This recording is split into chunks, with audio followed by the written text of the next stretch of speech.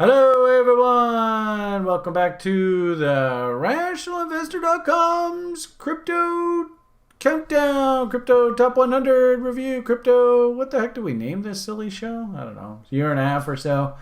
We've been doing it, and I still can't get the intro right. Yeah, I knew that. On YouTube there, the TRI logo is right over my handsome mug. There we go. I'll move myself over there so you can at least see me. I know people on the interneting, they like to see a face. Suppose we don't have Paul or Ben on camera, but at least here you can see me chit-chatting away here. Also, too, I'm doing the screen share of the Google Hangout, so it's a little bit sloppy, but let's see if I can maximize the screen here for you. Which one is it? It is, I think it's that button. Hey, there we go. That's a little better. So hopefully you can see the screen a little bit better there. All right, so welcome back to the Frivolity. I don't think there's really many people watching here tonight, but nonetheless, we tweeted it out, and I guess Paul, our show co-host, currently one of our show co-hosts, he actually tweets out quite a bit, and quite a few of his community members also pop in. So hopefully we'll give them a moment to join us. It is top of the hour. I like to get these shows going right around 6 o'clock. So it looks like we're rocking and rolling. I see Zugi over there is ready for the crypto show. Gotta say, Zugi Sticks, fantastic picks recently. Made us some great money in crypto. And I love that about our community. Our community is all about 1 + 1 = 3. And we're all trying to help each other out. If you have a half-decent trade idea, come on in the lounge. It's so awesome seeing all of our OGs posting ideas day in, day out. And then, of course, seeing the banging out doubles. Actually, quite a few Romanians I was pointing out recently. Julian, I think I'm pronouncing his name correctly. He's definitely a rock star du jour. Man, that guy is banging out so many doubles. Another Romanian. Speaking of Romanians, of course, one of my current co-show hosts is Captain Romania. I think we call him the Romanian Mountain Man, something like that. Anyway, Paul, are you on the call with us here today? Yeah, good morning, good evening. I'm here. Yes, hello, sir. Hopefully it's, well, I guess what is it? It's the end of January in Romania. What's the weather like there? Is there snow on the ground? It's not cold enough, actually. Not cold enough. Oh, interesting. No. You know, it was interesting. I did and actually Chris even did a short of it today. I gotta say this, the one thing I'm so impressed with here, I can just take a moment and shill TRI, is this, oh goodness, I never remember how to do this. This channel that we're running it's turning pretty darn robust. And Chris is actually also doing shorts now. And we did a short today. Of course, there's good old Brian and his handsome mug. Did a short today on a stock. This is a gold stock. Here. I don't know whether you saw this in the daily brief here today. This is the name of one of our locals here. I don't know how to mute this though. It is a gold miner. They came up with the drill results here, but these numbers. It doesn't look like you can.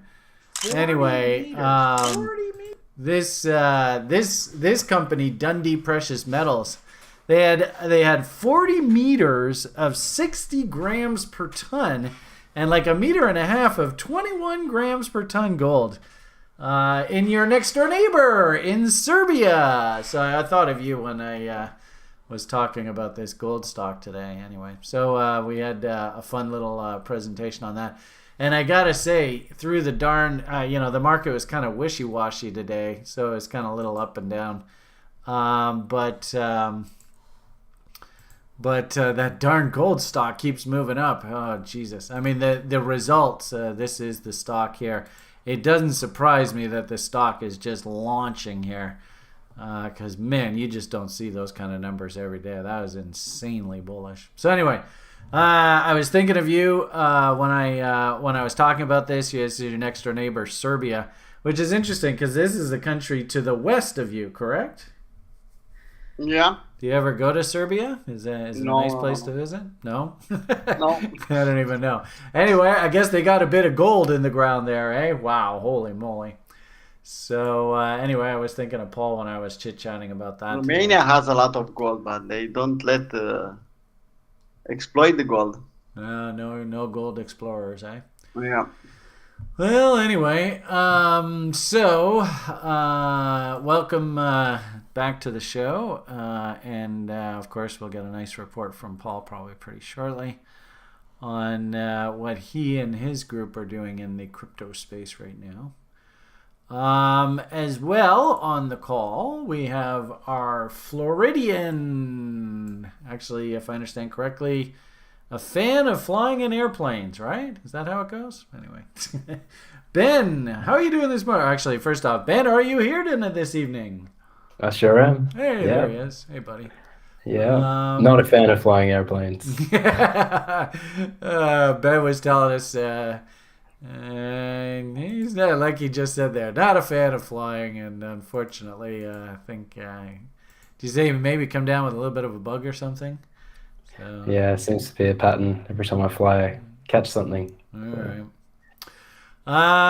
Okay, so welcome to the show, gentlemen. I got a couple hours here to play in the crypto space, talk a little crypto, maybe throw a name or two around. And of course, if you people on YouTube, I see there's a few people on this stream now. Yeah, I got about a half a dozen or a dozen so. So if you happen to have a question, feel free to fire it and fire it down, and we'll see if we can give you an answer. So coming out of the gate, interesting market we're in. I guess we keep just surging higher here, eh?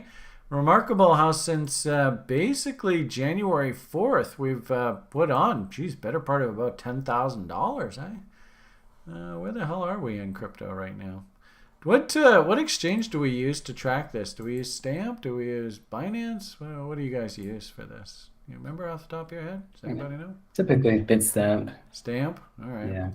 So looks like we're sitting 23,200, I guess we'll call it, for the show. So what did I say? 23,200. That is an increase of about, I guess, you have the math here? Yeah, so this should probably work. Let's see what happens. Survey says another 12% higher. Boom! So the green camps win. Paul, our eternal bull, is just killing it right now. And I suppose this is half the reason why you want to be bullish. If you want to try and capture these events. So way to go, Paul. Oh, Ben, actually, you were kind of thinking down a little bit here, eh? And of course, Brian was sitting there kind of neutral. Actually, I suppose I should have the gray color on here. So congratulations to the runaway bull. Broken clock. I suppose once every 4 years, we go through one of these periods. Is this the start of one of these 4-year swings to the upside? I don't know. I don't think so. But nonetheless, over the past few weeks, right since basically the beginning of the year, the market's just been rocking and rolling. So way to go, Paul. 12 clap. Well done. Let's see. Where should we go next? Suppose before we jump into Paul's offering, I'll just sort of give you my 2 cents. One thing I did notice that's a little bit suspicious here, we had an algorithm that we built that sort of measures the broader crypto market and sort of its inertia. And it kind of was flashing sort of warning signs there about a week or two ago. I gotta say, man, that crypto market does not look happy at all right now. So really odd disconnect. And ironically enough, even risk itself, like in the stock market's looking a little toppy. One thing I suppose I am worried about, but the problem is that it becomes sort of like a buy the rumor, sell the news kind of event. But as you can see on this chart, I have highlighted the 31st of January, and then I suppose right beside it, the 1st of February. This should be the upcoming FOMC meeting. And it feels as though we're getting kind of like a buy the rumor sort of event heading into this. Had on a chart. Actually, yeah, this was a really cool chart. I like this using this chart. So higher time frame analysis for a guy like me. While we're in a bit of a news vacuum right now here. Interestingly enough, the Canadians actually went and raised interest rates again today. So I guess that is in line with the expectations. Although they did announce formally, and I don't know whether that's such a good idea because, I mean, these central bankers are so horrifically wrong about this stuff. But they did announce formally that they have come to the end of their interest rate increase cycle. Okay. So, we could talk TED spread. We could talk Fed funds and short-term interest rates and all that kind of fun stuff. Tune in maybe to the regular, TRI broadcasts. We do a 30-minute summary actually on that YouTube channel. Really good example of the various offerings that we do. So Chris is starting to put together some of those shorts, but also too we do like a 30-minute sort of market summary. It's supposed to be 30 minutes. I'm getting better though. You can see I'm getting closer to 30 minutes. Sort of, overview, what to expect, what's going on in the news, what's going on econs, and of course, obviously, a look at what we're buying and selling in the marketplace. As like I said, I'm super stoked about this gold stock. Actually, a lot of weekly W's right across the board in the stock market. The interesting thing, though, is not so much weekly W's in crypto stocks. That's one of the reasons why I'm a little bit skeptical about this bottom, if you will, in crypto. So point here is, minimize the wrong screen, sorry. Point here is, on a regular basis, we do market commentary on the broader market, although I don't know where the hell the damn page went. Oh, I guess over here. We had a long talk today about Fed spread and all that kind of stuff. Also, too, nice shameless shill. We do what's called the after party now. Won't be on the YouTube page, but this is interviews that we do with traders and market participants that's specifically on the site, and it's this is one of the reasons why I really sort of drive along site membership. Let's see. Well, just to quickly show you, today we had our level 2 instructor just do an absolutely over-the-top presentation on psychology and setting yourself up for trading, positive mental attitude, all the kind of things about setting yourself up in life to do well. I was just exceedingly pleased with the offering by Sharktoshi today. It's just such a great offering. And on a regular basis, we have site OGs, we have industry experts. Paul even came on and did a crypto presentation recently and shared a number of his documents that he and his community put together to help trading. So I would highly encourage you to consider joining TRI. Not only for the awesome community. I mean, I love our community participation. We have site members here who just, they just do great analysis day in, day out. Fred's a fantastic trader.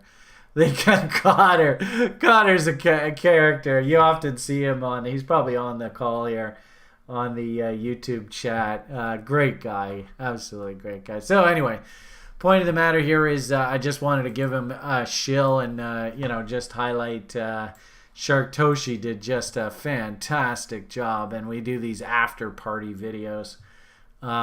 It's been received very, very well. Every Wednesday and Friday we do a guest host. And like I said, even Paul was on. Hey, Paul, did you enjoy doing your spot there a week or two ago?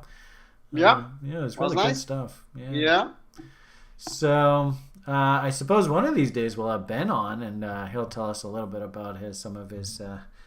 What's the name you give the math that you use? Have you got a name for it?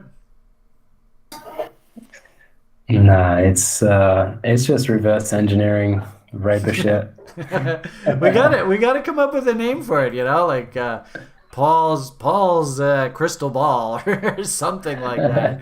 I mean, just fantastic stuff. So anyway, so I wanted to give a shout out for the site, promote site membership, and also too. I really like the idea that the school program, I think, gives you a really, really robust education in the space. And, Ben actually had to take a bit of time off between terms because it is so thick. And that's fine. That's perfectly understandable. But now you are sort of fully into level 3 right now, learning about harmonics, eh? Oh, yeah. Yep. I'm in the thick of it. Yeah. So good luck with that, and by all means, if anything, level 3 instructor Zach, he came on, did a really nice presentation recently on spread trading, and actually last night we had our secret options formula club meeting every Tuesday. All site veterans who like to trade stock and stock options, we have a club meeting on Tuesdays. And once again, Zach had just some fantastic work. And also his TA, his assistant, Joe Z, was also on the call. We had a great call last night. And actually, that's half of where these names came from. Brian loves his week. These are all weekly charts, eh? So you know how much Brian loves his weekly W's. And, of course, I absolutely love weekly key reversals. Oh my God. In fact, I went and bought like 500 shares of this just on the key reversal signal itself. I was so jazzed about this thing. So, all right. So TRI is firing on all cylinders. Tonight is our crypto show. I think on balance, the whole risk market, number one, I do like the idea that crypto is actually a pretty good leading indicator in the space. A very volatile action. I'm not quite sure what the heck's going on with all the volatility. It's a little bit surprising, to be honest with you. As I showed you, if I actually look at the Bitcoin chart, I get a little bit concerned here because, it felt like there was going to be a rally higher here. And I was actually hunting long setups heading higher here just because I'm a trader and that's what I do. I just hunt setups. And I did have this 30-minute setup on, and of course, I like to use funny Tesla charts. I get a lot of questions. Why on earth do you use a 27-minute chart?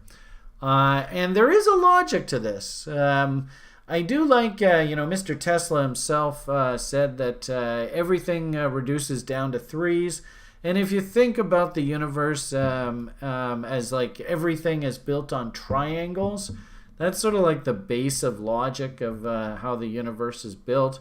That's on that logic of 3. He uses his vibration analogies to explain things. But you'll notice that all of these numbers here all reduce to the power of 3. So, 9 is nothing more than 3 squared.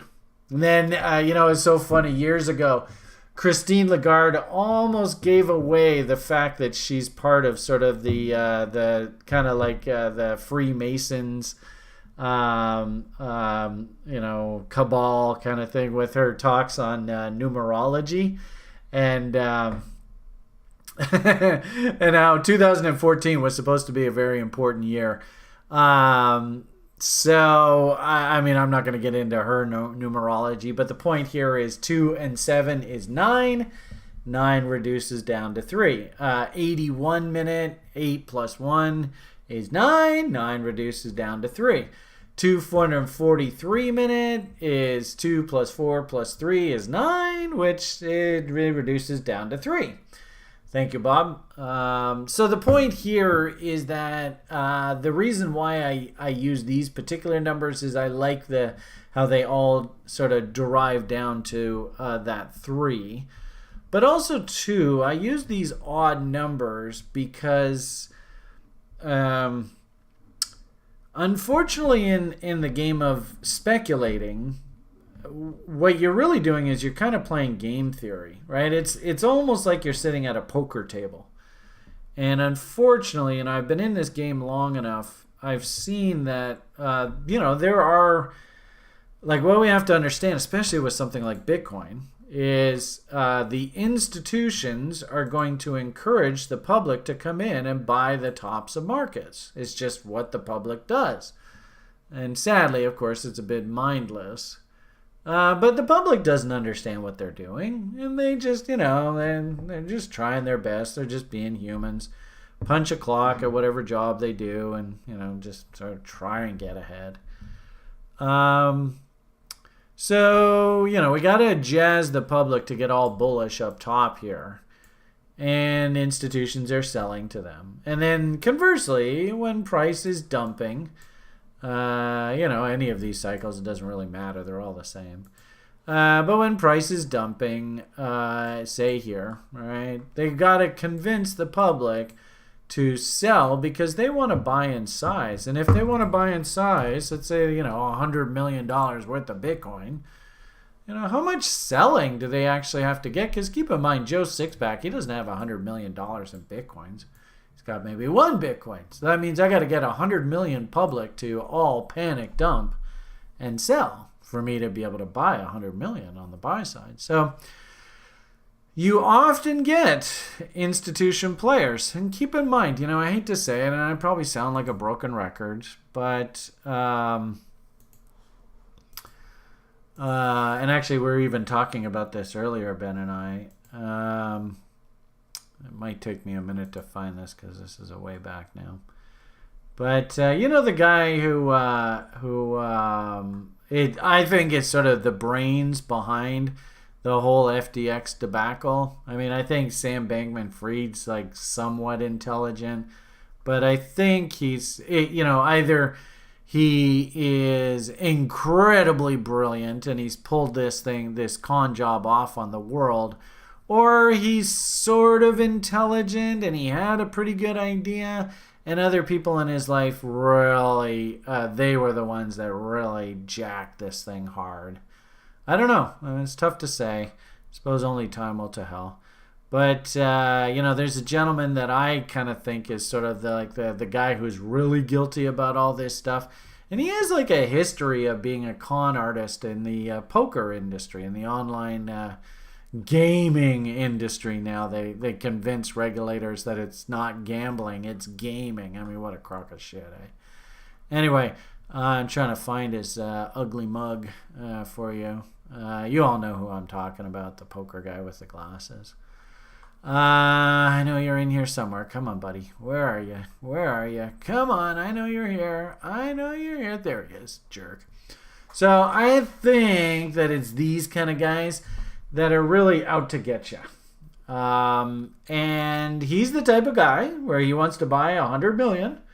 And he's got to convince you as the public to sell, and panic. And so he'll do things like buy politicians, buy news media outlets, really jack the headlines. Like, it was interesting there a week or two ago, there was this phony baloney headline about the Justice Department dropping the hammer on crypto, and it turns out that they just had an action against some really shady crypto exchange out of China that was laundering money for the Russians. Like, whoa, what a surprise.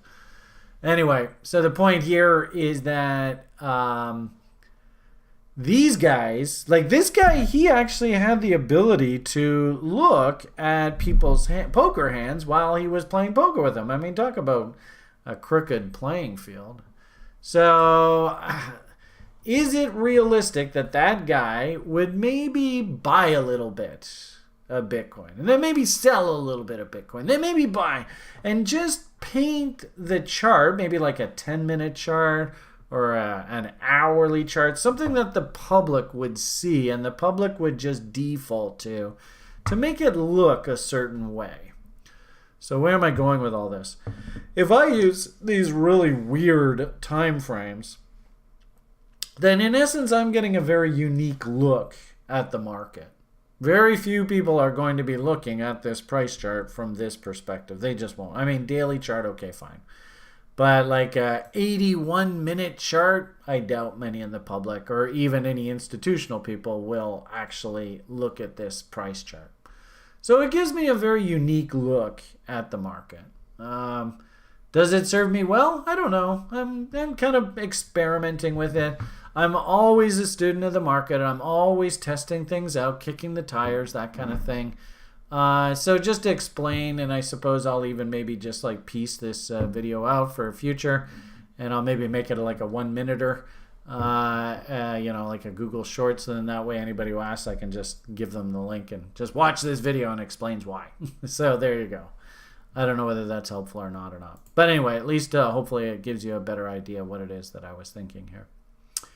Now, with regard to Bitcoin itself, little concerned, and I think what's the chart I was showing you? Yeah, here.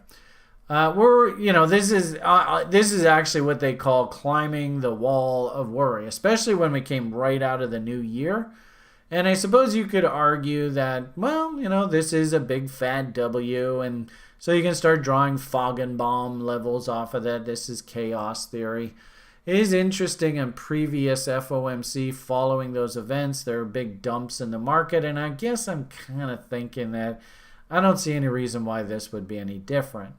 The only question is, could they take this market up into this noticeable inverted head and shoulders level? That's obviously a key pivot there. That's a key pivot low.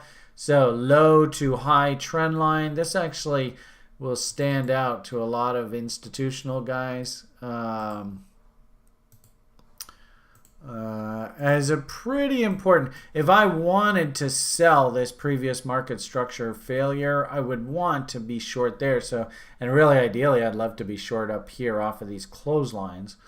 So I can show, in like quarterly meetings, the structural breakdown of this. And then also too, you notice this counter trend rally stalled out because there probably were quite a few orders sitting right at that level.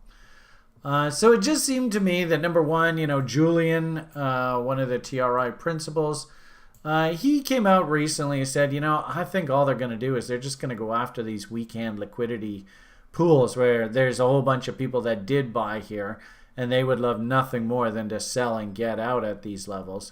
And then also too, people that are short and sort of moving their stops down, they become sort of magnets for price to get bid up into, because traders know that there is liquidity orders sitting at that level. So maybe a trader buys here hoping to bid the market up into this stop level. The stop loss orders get triggered. Those become buy orders because they're stop losses on shorts, and he sells into those stop loss orders. So he bought here, sold here, made great money. Off to the Bahamas he goes. So I think that's kind of what's going on here. We have a bit of a vacuum in the market. We are waiting for this FOMC event at the end of the month, and there's not really a hell of a lot of other news that's really driving the market right now. Even sort of on the Eastern Front, things have gotten a little bit quiet. So it feels like the path of least resistance is still up. Little concerning though, as I said, the TRI algo, it's like hypersensitive. So the TRI algo started flashing major warning signs there a week or two ago. And so I run one particular algo that just simply is long only. And so when this thing is pointing long, it's long. And when it's not, it's just sitting in cash. It hopped off of Bitcoin around 21,000, somewhere in that neighborhood. And it's just been sitting, doing nothing, just sitting on cash, just waiting. And I wouldn't be surprised, the FOMC meeting, ironically enough, is actually next Wednesday. So I wouldn't be surprised if we do another one of these polls. And Paul's probably going to give us another +2. And he's probably going to win the bet again next week. But once that Fed meeting's done, oh boy, look out. A little bit worrisome. And what's fascinating is, even the broader market is actually flashing warning signs that it's not technically overly happy right now. So if we look at the price chart itself, now we've actually come quite a ways here. We can do things like just really, really simple analysis. What's a 50% rule? So believe it or not, the low down there at 15,000 and the high up here just even right now at this 23.8, 50% level sitting at 19,000, which really wouldn't be outlandish. And as we've sort of said before, you probably heard us talk about this, Collins pump chaser zone. If I was going to buy and join the sort of trend, where should I be thinking about trying to join the trend? That's a 38.2 to 50% window. So that's all right around this area. Actually, let's do the 38.2 going the other way. Boom, boom. So that's basically 19,600 up to 20,600. And interestingly enough, right against where I actually liquidated on the algo signal there about a week or so ago. So the algo's on the sidelines. Algo's kind of like, I'll wait for a new W to come in, then I'll get back in on the long side. I did see this little consolidation here, which happened to set up a very interesting little bot setup, and that's this. And, I often tell people on this site that, you can trade algos. I don't like, me personally, getting into the business of predicting what's going to happen. I just really want to just go with the chalk marks. So quite often I will, this is a trend continuation setup. I will just go with this setup because I know that 2 out of 3 times it's going to produce results that are agreeable to me. It might just be that I get stopped out at scratch, or it might be that I lock in a small profit. You can see the A, B, C, D. Went and picked this up, even put tweets out going, gee whiz, this looks awfully bullish. Something's about to happen here. Then we puked right out. And what was fascinating, of course, the bot, I always have my stop. And actually, Ben in the level 3 program is doing this right now. Are you on to stop management yet? No, we're just doing we're just on the introduction week. Oh, okay. So next week is your Pro Traders Workbench? Yep, that's All correct. right. So actually, cool. So maybe even Ben will give us a sneak peek of what his Pro Traders Workbench looks like next week. That'd be kind of fun. Yeah, there you go. Be a No little pressure, no assignment for the pressure. week. Anyway, so in the stop management module, of course, we go into great length about why I like to use the 3 low, high low method to trail stops. And I got to tell you, this is exactly why. I could teach a whole course right off of this one image here. It's quite remarkable. And also, too, one gentleman who took the school program recently, he reminded me, and I have to give a shout out to David. I was very impressed with him. There is the trend line off the top, and our quote-unquote LJ setup says that we want to see a nice big fat W on the other side of this trend line. So look at what happened over here. And David actually did take this trade, and I was very impressed with him. As you can see, just buying this W here and risking down to the break of that low. I'll just eyeball it there. You can see, hello, 2-to-1 risk reward. Now, the question I would have for you is, do you think that that's an accident? I don't. I went and bought the bot, and as you can see, it said, oh, are we going to stop Brian out? Let's see, are we going to get him to balk? Are we going to get him to balk? And it was like, oh, that was close. And then they came after me again. Oh, that was close, but I didn't do anything. I just sort of sat there because my stop loss was just below here. And I even told people on this site, I said, the way the algo looks, I actually should be sort of leaning towards hunting shorts. But, the old adage, what are you supposed to think if you see the market smiling at you? If I had gotten stopped out on this bot on a break of this low, I actually had an on-stop order to actually short this M, and I would have gone from being long to being short instantly, and then look to ride this market back down to that 50% level I was showing you earlier. That didn't happen. Turns out these lows did hold. We cranked right up to my 50% level. You can see how we just literally kissed that level, And at this 50 level, this is my bot trading system, I get permission to move my stop to scratch. And, I have no idea what's going to happen. The market could have just kept churning away. But in this case, look what happened. Literally slam straight back down, and I got stopped out at scratch. And you can see the market's basically sitting at that level. So fascinating market state right now. Very, very choppy. Which interestingly enough, we might grind our way higher here, but they are making it damn difficult. I do remember, as another sort of analogy, and I guess we'll have Paul talk about this when he comes on. When we broke over here, we did have a potential bearish ABCD, and that just didn't play out. The market turned around and surged higher. So it just goes to show that, setups come, setups go. The most important thing about setups, and this is a good example, both off of this one, but also off of the bot. If I was wrong and I got stopped out for a full loss, well, that would be my risk. If I was right and the market actually did go zipping up, in this case, the model told me just to walk away. Forget about this trade, Brian. It's just too difficult. But if I was quote-unquote right, well, then I'd get paid $3.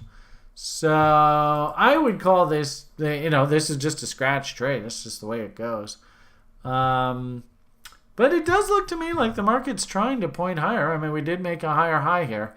It's just, the fact that the bot is, the rules have told me just go back on the sidelines, cool your jets, Brian. And the fact that the crypto breadth just look like absolute crap right now. And if we go through a number of altcoins later on, you're going to see that a lot of coins look very, very toppy. And they've had like huge runs. So seeing a period of a bit of a pullback here would actually make perfect sense to me. So with this image, especially both of the crypto images juxtaposed side by side, seeing the fact that the stock market really isn't overly happy right now. In fact, actually we had earnings that came out today, and they were kind of mixed results, nothing really great. And if anything, one thing that concerns me for technology, you can see all technology, all of our indexes, everything is in bear mode right now, kind of like these images. Why? And unfortunately, I don't think this has anything to do with crypto at all. I think this really has more to do with crude oil and energy. And it actually looks to me like energy's getting ready for another leg higher here. So, Brian and his love affair of W's, you can see that W. And unfortunately, this is the seasonal window for when crude oil is supposed to take off. So if we, this happens to be the March contract. If we drill down to, say, like a 2-day, you can see there is that noticeable W. And if anything, I'm a little bit worried that what ends up happening here is it's a trade-off for purchasing managers. They either, they get budgets and they either buy, if energy prices are low, then they can go and buy things like Microsoft software and, Adobe system software and, Intel microchips or, NVIDIA or AMD or whatever. And that improves productivity, which drives profits, which drives the bottom line. If, however, energy prices are actually looking like they're pointing up and they might go higher, then purchasing managers have no choice. You got to have gas for the cars. You got to have electricity for the buildings. You got to have heat to keep the workers warm. So as a result, a lot of the money that they could point towards tech gets funneled into just paying the gas bill. So I'm a little bit concerned that if oil starts to get going in earnest here, that's probably going to hurt tech, and it's probably going to hurt the stock market, and it's probably going to hurt crypto to a certain degree. I suppose you could also argue, too, cost of production. If energy prices are zooming higher, then just raw mining. It's more of like a sentiment proxy because a lot of these big miners already have locked-in contracts and they buy at scale, so their prices are pretty low anyway.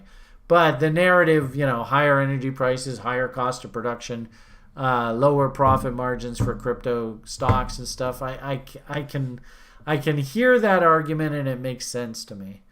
So, as I was saying earlier there, here's a good example.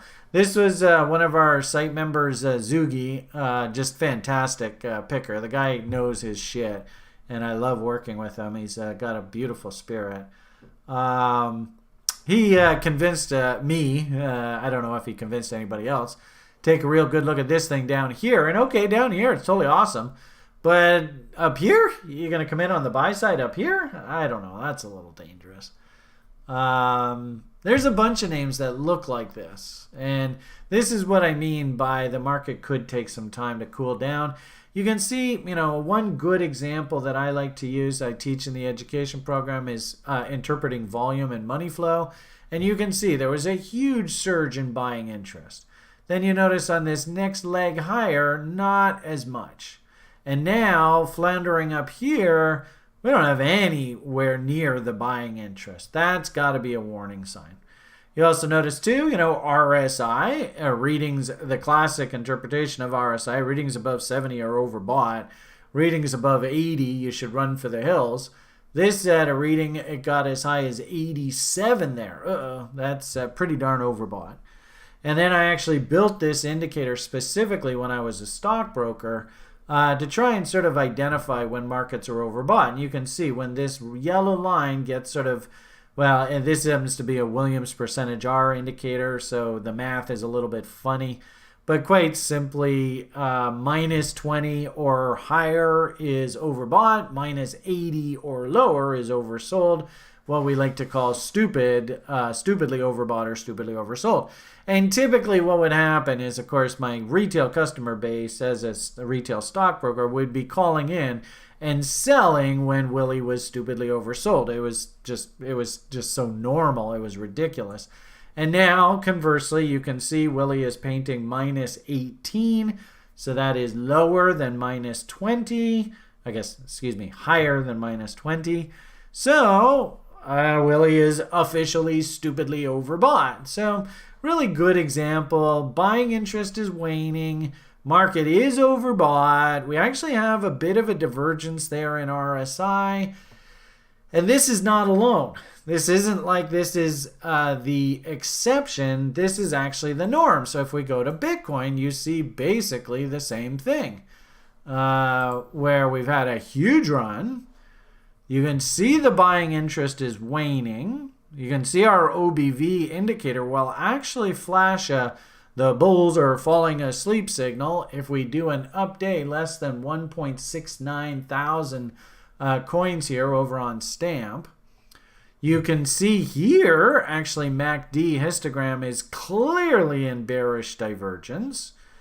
You can see RSI is sitting at 82. Remember we said a reading above 70 is overbought, a reading above 80, run for the hills. And of course, Willie at minus 11, that's pretty stupidly overbought. So, as soon as Willie gets stupid, and that sort of officially happened in here, that's one of the reasons why I was okay with hopping off here at this 21,000 area. Soon as Willie gets stupidly overbought, I actually don't think it's in your best interest to buy. You should just wait for things to calm down, wait for it to get stupidly oversold again, and then you're not walking into a trap. I kind of feel like people buying this part of the market up here, they're kind of walking into a trap. But, of course, that's just Brian's opinion. It doesn't really mean anything. Going forward, of course, we've got this big FOMC event. You see what the market has done following FOMC events in the recent past. So, things like I said, the 38.2 to 50% window, Collins pump chaser zone, a nice little pullback into this window, and the breadth of the market starts to clean itself up. I mean, I don't know how long this could take. I mean, maybe it takes a month or so. But I do like the idea that if we are going to be thinking about trend continuation and this thing moving higher, we could really use a bit of a break here. But as I had said a moment ago, that FOMC meeting is still 1 week away. What happens between now and next Wednesday? It's anybody's guess. I mean, do we want to pop? Could this thing pop higher, make another new high? Sure. I mean, there's a couple really cool names that I bought recently because I just love weekly W's. This guy here, you can just see they're trying to ramp this thing. So I don't know whether he's done, but it looks like there's more gas in his tank. And yeah, I mean, we could just go through the list. It'll be interesting when we look at names with Paul. I'm sure in his trading group, he probably had a whole bunch of little trades that were just rocking and rolling. I noticed some of the names that we've been interested in recently have really moved up nicely. So I wouldn't be, and actually, Adam's over there on the YouTube page. This was a name that I was in, I want to be in, and man, it's just left me behind here and making me look like a monkey. But again, same sort of thing. You can see the MACD div forming. You can see the volume trailing off. You can see that Willie's stupid here, so I can't come in and chase that. I just can't. I want to, but I just can't. So anyway, hopefully that gives you an idea of what I'm seeing in the market. Paul, are you out on? Let's see if he's probably out having a smoke. But let's see, Paul, are you here? Yeah. Hey, there he is. I'll go to smoke after to the presentation. All right, cool. So you've heard Brian's 2 cents. Why don't we pop on over to Paul's world and let's see what he's seeing in price action. I will stop screen sharing now. Doink. We can put my pretty mug away. Sure hope you enjoyed looking at my slick back hairdo this evening. I've been feeling a bit under the weather lately, so just be a little bit patient with me, okay, folks? Actually, interesting. Ben's under the weather. I'm under the weather. I suppose this makes sense for the Benner cycle trough, eh? Okay, looks like Paul's got his screen up and running. If you could hit F10 and maximize the screen, it would be awesome, but I've maximized the screen on this side, so I think all that's left to do is I'll hit the mute button, and you tell us what's on your mind here, sir. As usual, I'm just trading day in, day out. And Sunday, I'm doing the weekly newsletter. So from my weekly newsletter this week, on big time frame, this will be in my newsletter long time. So you can see 12 months. I'm still expecting 14K at some point. Maybe I'll get that level, maybe not. Everything below 14K will be a bonus for me. But let's see what happens. I'm not convinced that the bear market is over. If I look at this chart, I'm not convinced about that. So we are still in the long reload zone. Let's see what happens. I don't know, in 6 months, 1 year, on weekly chart. So on weekly chart, I can see nice W at the bottom. You can see the W, you can see the nice bounce up. It seems like, in my view, it seems like 25K is like a magnet now. Yeah, we have some bearish divergence. Yeah, we have, but idea is if they could push the market up to 25K and take every stop out, and after that, yeah, I could think bearish again. Until then, yeah, we have technical elements, some confluences that will go down. I'm still thinking we can test that level. On weekly chart, you can see we are still in the long reload zone. We have a W, a small one, the other side of this trend line. Yeah, really nice. W confirmed bounce. We don't have a retest yet.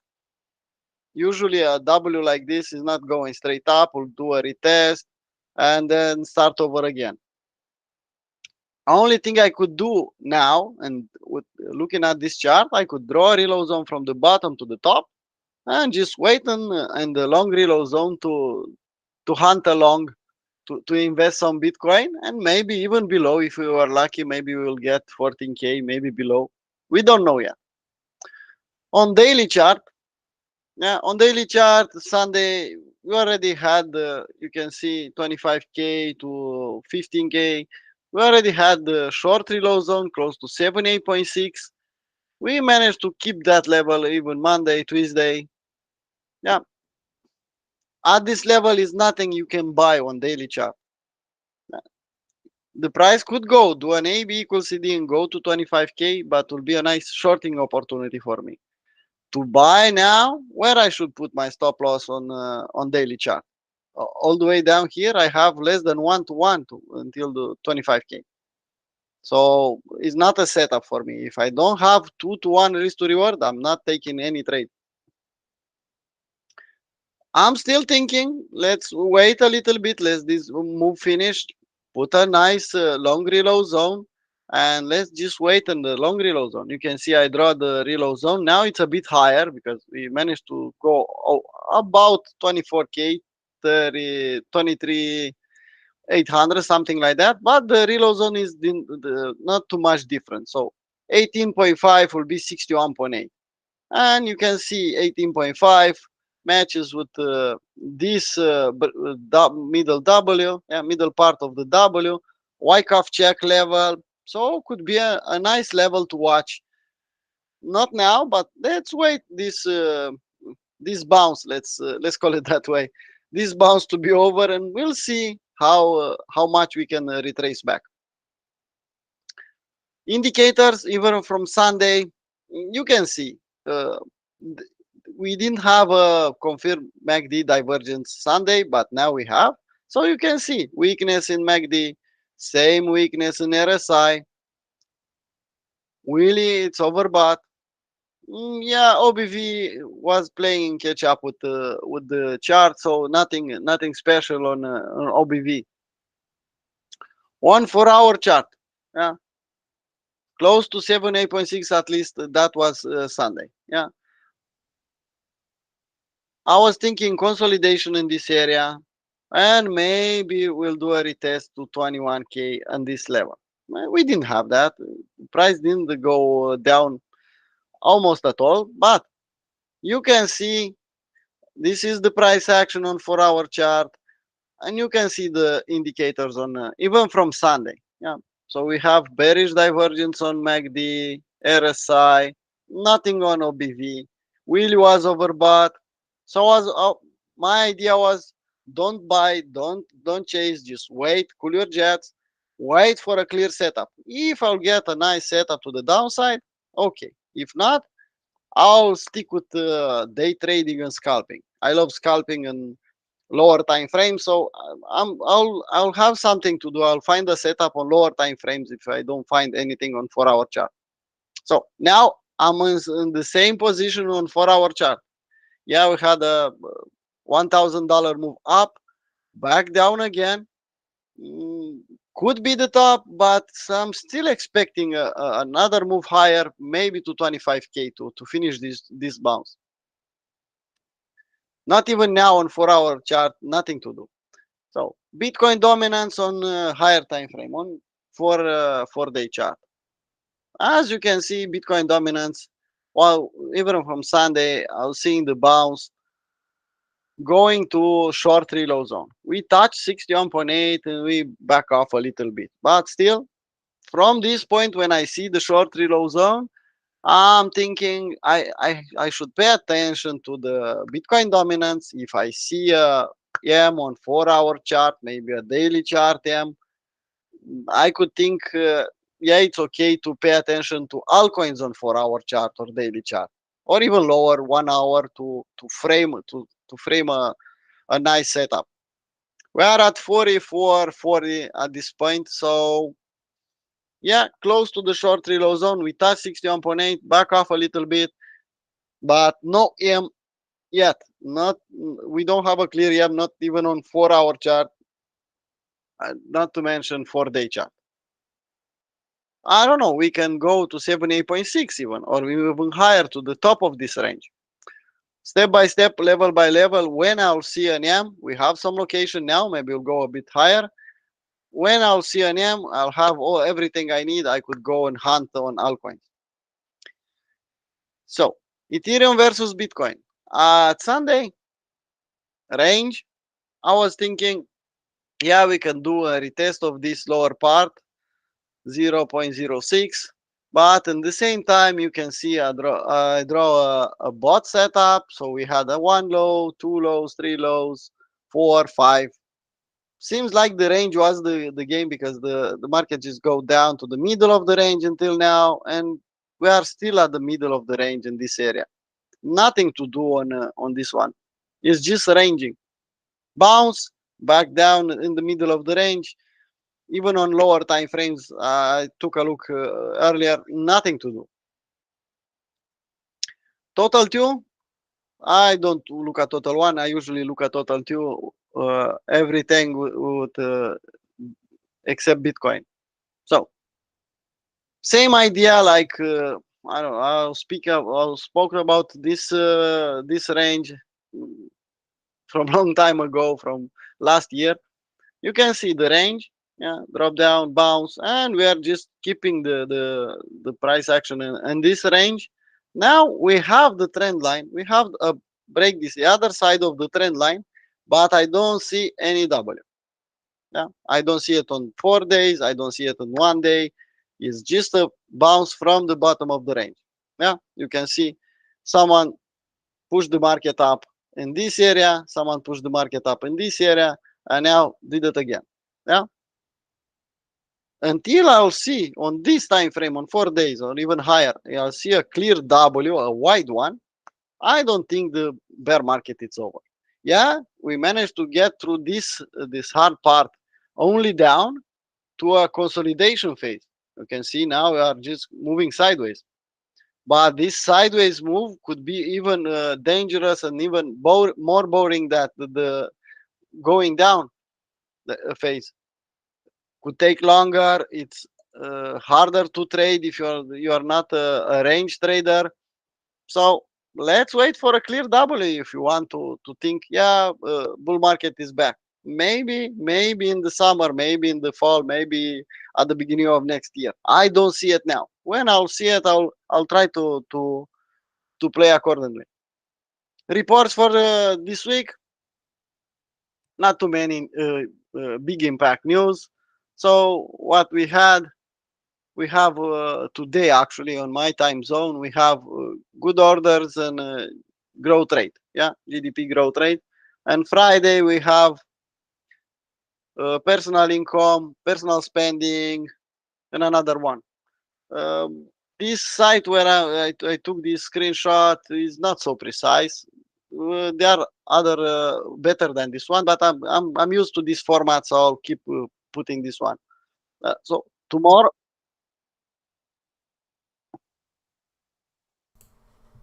Just to help you understand, the core PCE price index, that is the U.S. Federal Reserve's preferred inflation gauge. And it's what they usually like to base their monetary policy decisions off of. So it's that's, if you don't know what that is, that's the personal consumption expenditure index, and it's basically the benchmark that the Fed uses to decide short-term interest rates. So that's why it's so important here coming up this Friday. Yeah, I could move the market up and down a lot, even before and after the news. Some ideas on altcoins. I posted Sunday this document on my Twitter page. USDT on Futures. You can see why the W back down, retest of this small W breakout. We are at the same level. Let's just take a look at US. So USDT perpetual. Let's just find it. And you can see if I put the chart, we are close to the same level. I like this idea on US. To risk all the way down to the bottom of the range, I have 1 low, 2 lows, 3 lows, a lot of lows. Let's say it that way.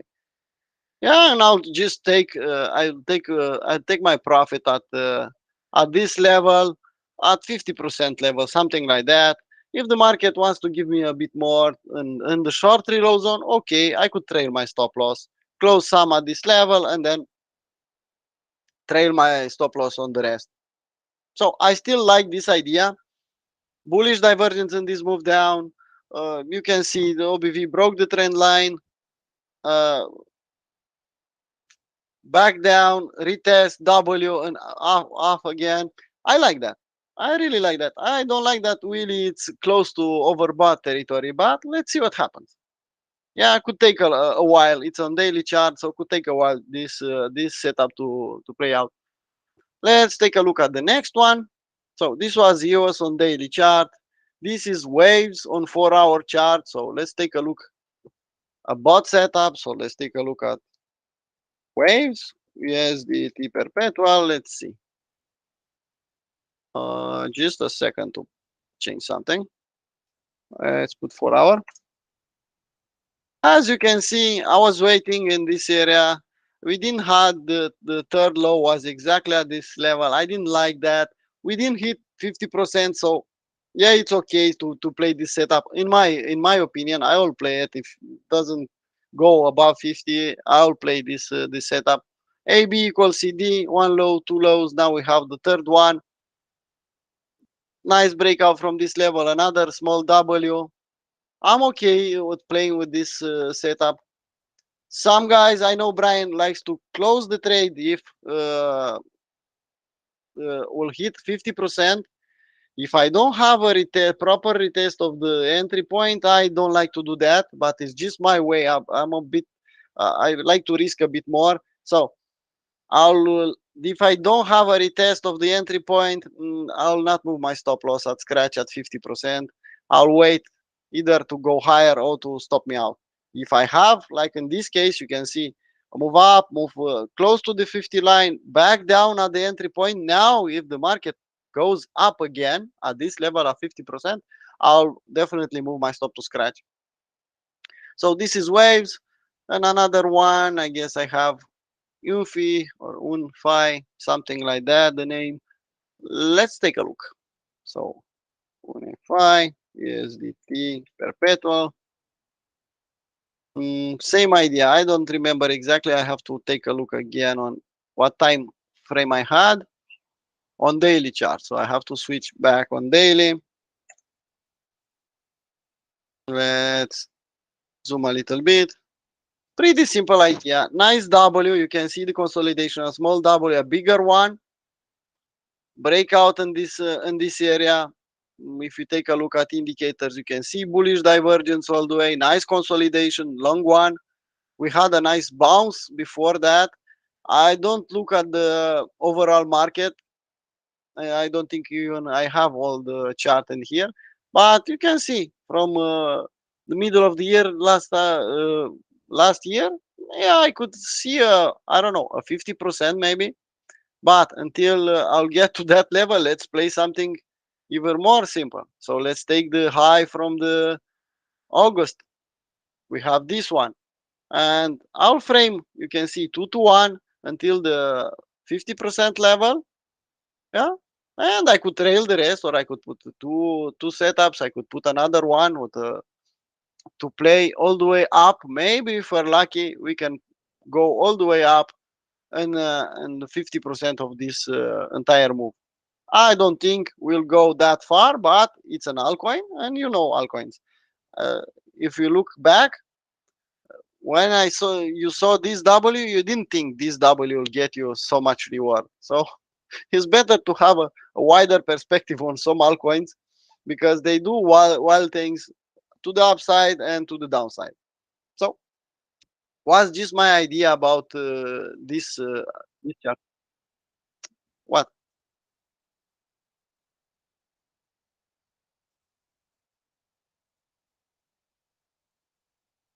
Mm,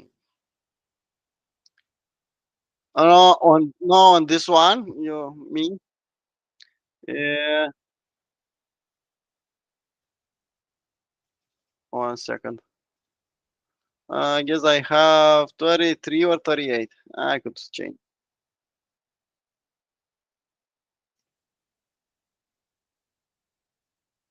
Yeah, 38.2. Okay.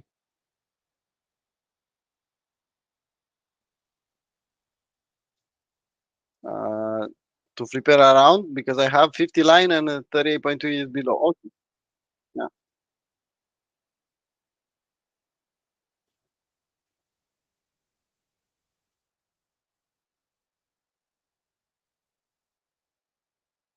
This one? Yeah. Yeah, that will give me some confidence.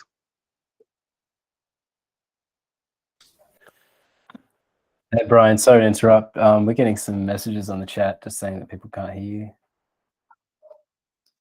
I try to Okay. make it so that there's no feedback. So I muted myself on OBS. Sorry about that, guys. Yeah.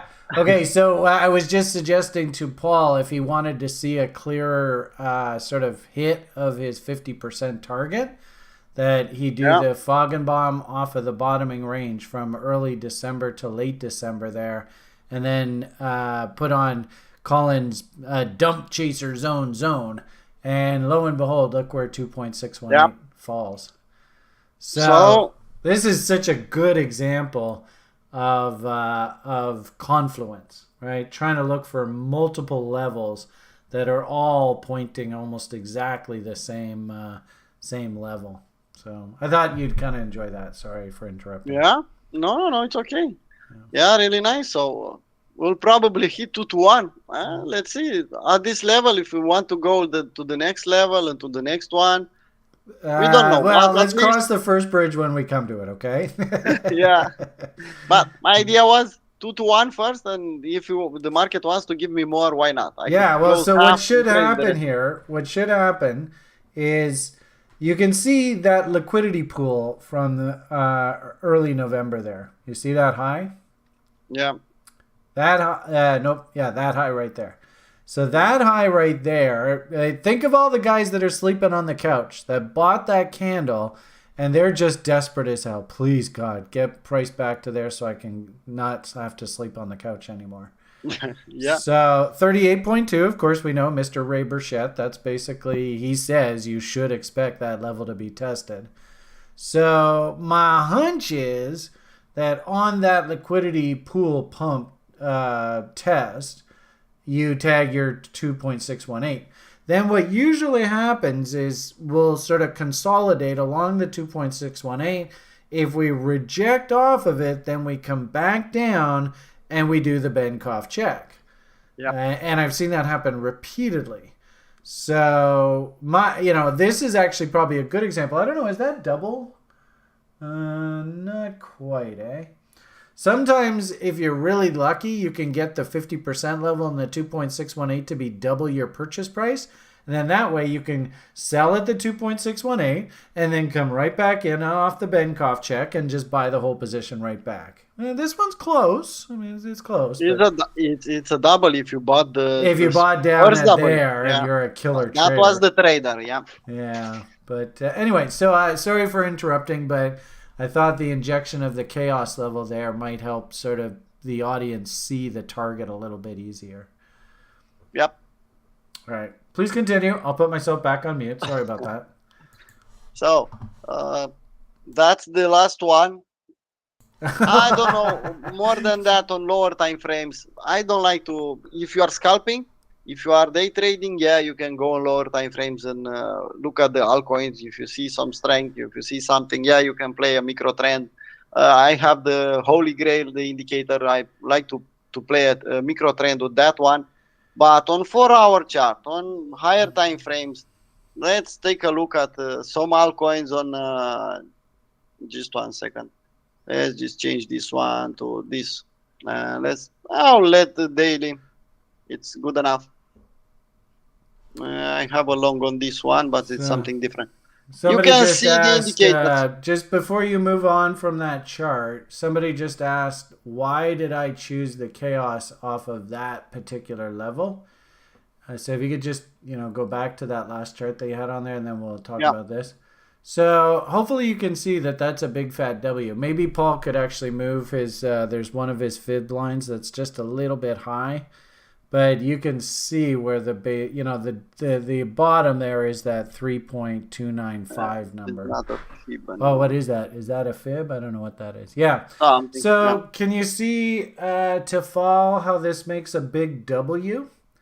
So I believe that chaos theory is nothing more than how does the market resolve following a consolidation in price between two levels, So yeah, so there's Paul. He's showing you the W, and I would argue that the energy that's built up in this trading range is defined by the not the lowest low, because the lowest low that's made on the left hand side of the screen, that's while the market's still a bear.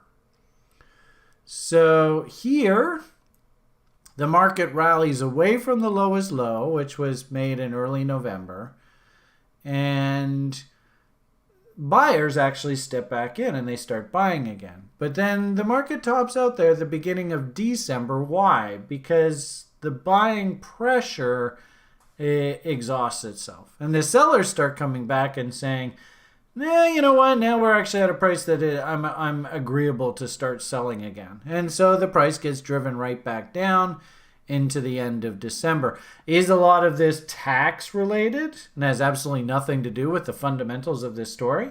Probably, but nonetheless, selling is selling and buying is buying. So I would actually make the argument that the energy that's built up in here, if this actually is going to reverse and start turning higher, it's defined by the point at which we stop making lower highs and lower lows, and we start making higher highs and higher lows. So the low at the end of December, beginning of January there is a higher low than the previous low, i.e. the bulls are stepping up and actually defending this story, or energy is being injected into the story.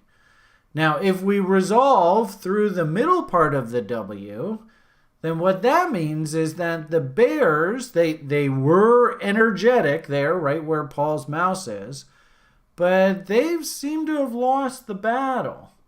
So all that energy that was sort of compressed in that range, I'm a bull, I'm a bear, no, you're a bear, no, you're a bull, no, I'm a bear, I'm a bull, blah, blah, blah, blah, back and forth, that is now has to be released. And it's the release of that energy that takes us up to things like 2.618s and 4.669s. And if you actually look at the bifurcation image and how the Mandelbrot set, it's so freaking cool. How, like, if you tilt the Mandelbrot set on its side, you actually see Feigenbaum's bifurcation model. And quite literally, 4.669 is the ultimate exhaustion of that release of the energy. 2.618 happens to be sort of like the first stopping point. So play with this. You know, the way that you're going to learn this to fall is you have to get into your charts and go back in time and just keep doing this study over and over and over and over. And at some point, you're going to go, God, I can't believe how cliche this is. It just keeps happening over and over and over. And I'll tell you, there are people on Wall Street that would charge you $10,000 for what I just tried to teach you there for free. Easily, probably $100,000 these days. So if you really want to learn this, this is basically chaos theory. You know the guy who runs Interactive Brokers, he said he made his fortune off of this, and then the person interviewing him said, can you explain chaos theory? And he says, no. Oh, there's a nice little treat for you. That's the ruthless capitalism that I absolutely hate.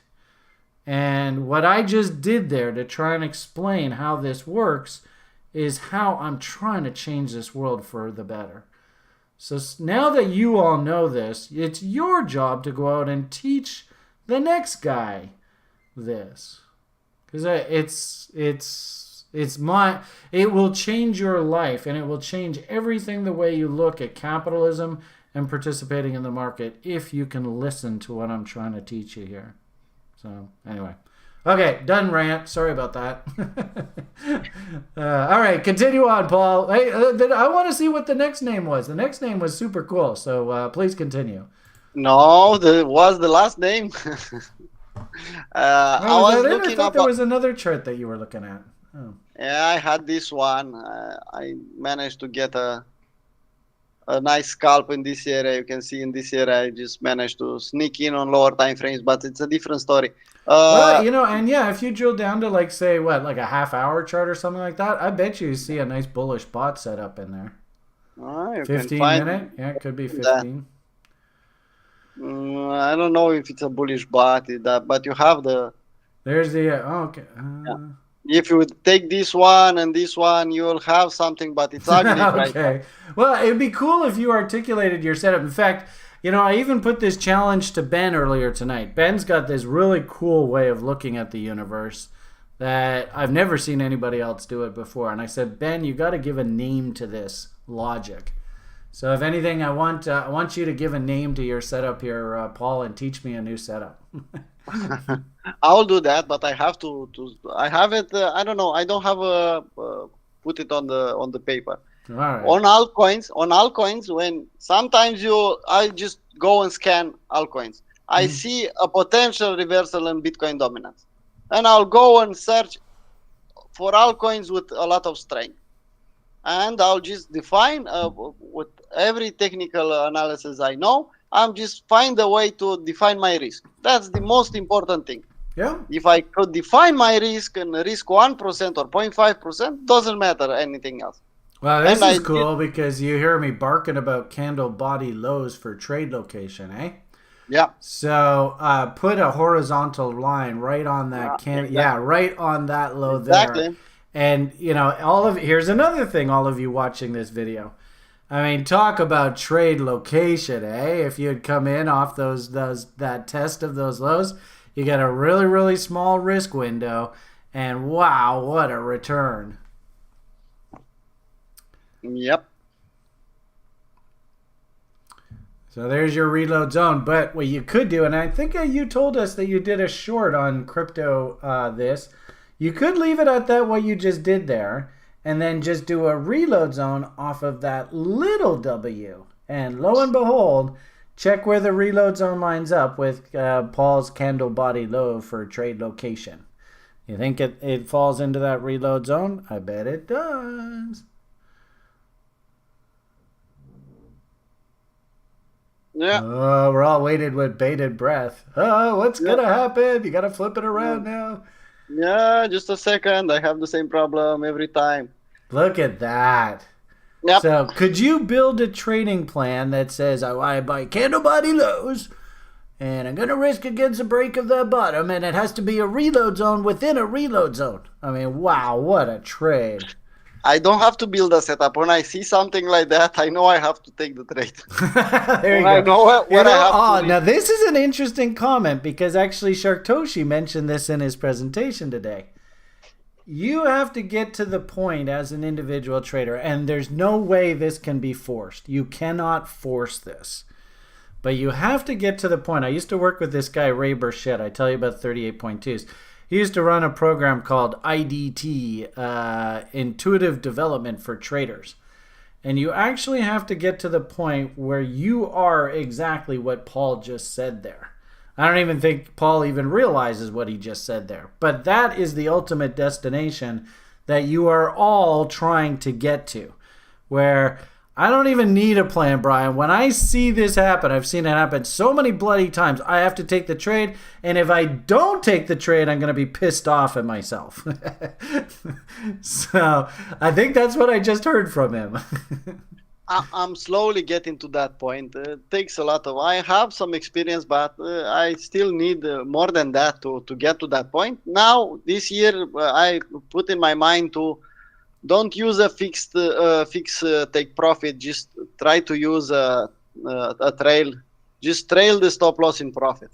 Well, here's another one that's going to blow your mind. What happens if you put a foggy boggy off of that big W? Oh, no, give me a nice target where I want. Do you think we just hit a 2.618? Almost. In my survey eyeball. says. Come on, where are you? Oh, look at that! Doink! So, Tafal, what do you think? Do you get this concept now? Isn't that incredible? Why did the market stop where it just did? And of course, are those candle body highs to maybe short against up there? I wonder. So now Paul's trying to get creative, and he's trying to. All I really want you to see is the fact that we just banged against that 2.618, and we were rejected hard off of it. Yeah, That's cool. it confirms an M. Then yeah, my stop it's at scratch from a long time ago, so I don't have a problem with that. Isn't this fascinating? I mean, we're just randomly picked a name here. I mean, nobody asked us to look at this. Paul he's just scrolling down his screen, and you can pick apart any one of these charts and start drawing the levels up. And ironically enough, after you do this, you kind of go, well, duh, I guess it makes sense exactly why it's doing exactly what it's doing. It's remarkable. Anyway. Ben, you're awfully quiet through all this. You got anything to throw in here? Any thoughts? This is good. It's the secrets of the universe, and I think people are loving it. So, yeah. Cool.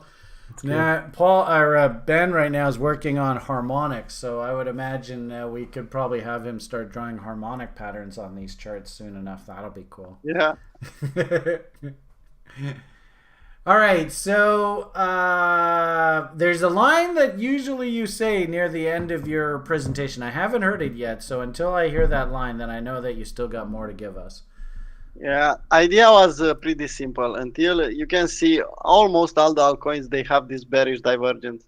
MACD, RSI, I need a clear, on this time frame at least, if I want to swing trade higher time frames, I need a reload zone, I need some good retracement, some nice W and a nice location for me to hunt on this one. All right, so I could go this one. Draw a reload zone from the high back down to that little W that was just put in. From the high to this one? Yep.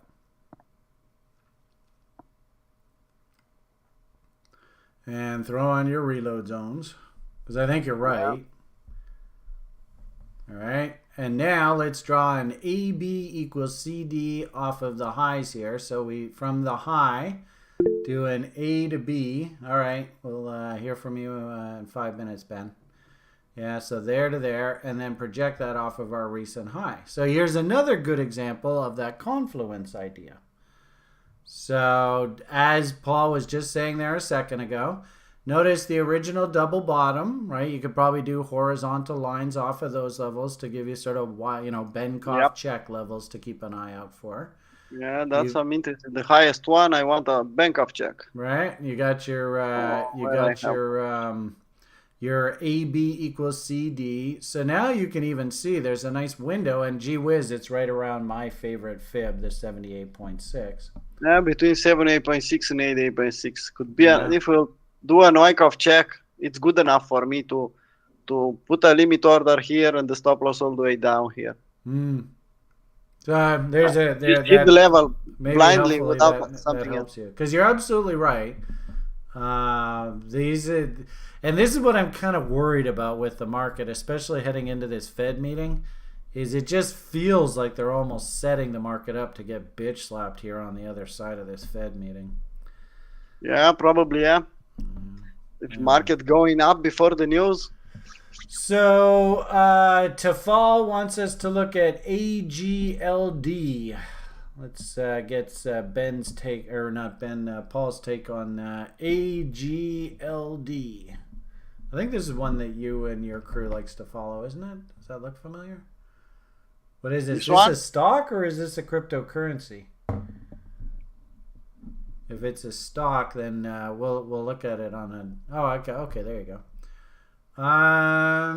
Okay, yeah. I mean, you're definitely at the bottom end of the range, that's for sure. Is this the name that you're talking about here, Tafal? And actually, I'd be curious. So, Ben, somebody has stopped you on the street and said, "Sir, thinking about investing my kid's college fund in this AGLD." No pressure, no pressure. What are you going to tell him? No comment? Me? Yeah. I'm asking you. What do you think? I like the level. I like it's damn cheap. Yeah, this could be. Let's put the line chart. It's a weekly W, but same idea on my part. Give me a reload zone. I don't. Sorry, I love the reload zone. So let's see what we have on daily chart. So if I'll see a reload zone, that will give me some confluences. Yeah, you can see the reload zone. You can see the support. You can see the bounces. Just give me a nice. Same idea like the other one, Brian. AB equals CD. Maybe we'll jump a little bit, then go down a reload zone. Put another W, and yeah, I'm okay with buying. Now it's still chasing for me at this level. All right, Tafal, I hope you appreciate that. Give a big thank you to Paul. And you can see it's pretty clear. Actually, what's really cool. If you want to chase a W the other side of the trend line. Yeah, I like that. Now we are back on the left side, so not yet. All right, so you could actually draw a horizontal line off of the rally peak from, it looks like, about November 12th, November 13th. This one, and this one. No, November 12th. Just a horizontal ray. Horizontal ray, okay. 1 second, I have many screens and I'll. It's okay. You're doing this one? No, or November this one? 12th. November 12th. Rally peak. There. Whoop. You just went zooming by it. No. This one? This one? Oh, you're so. Just look at the W down there at the bottom right there. This one? Yay, yeah. There you go.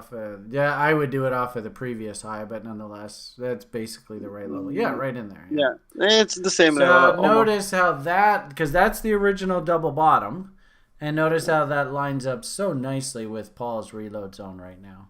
Yeah. And you can use that for a nice target, but it's a bit too late. So you can see where the market stopped. Yeah, it does explain that rally. Right. I might even do it off of the previous one because the low is actually a little bit lower.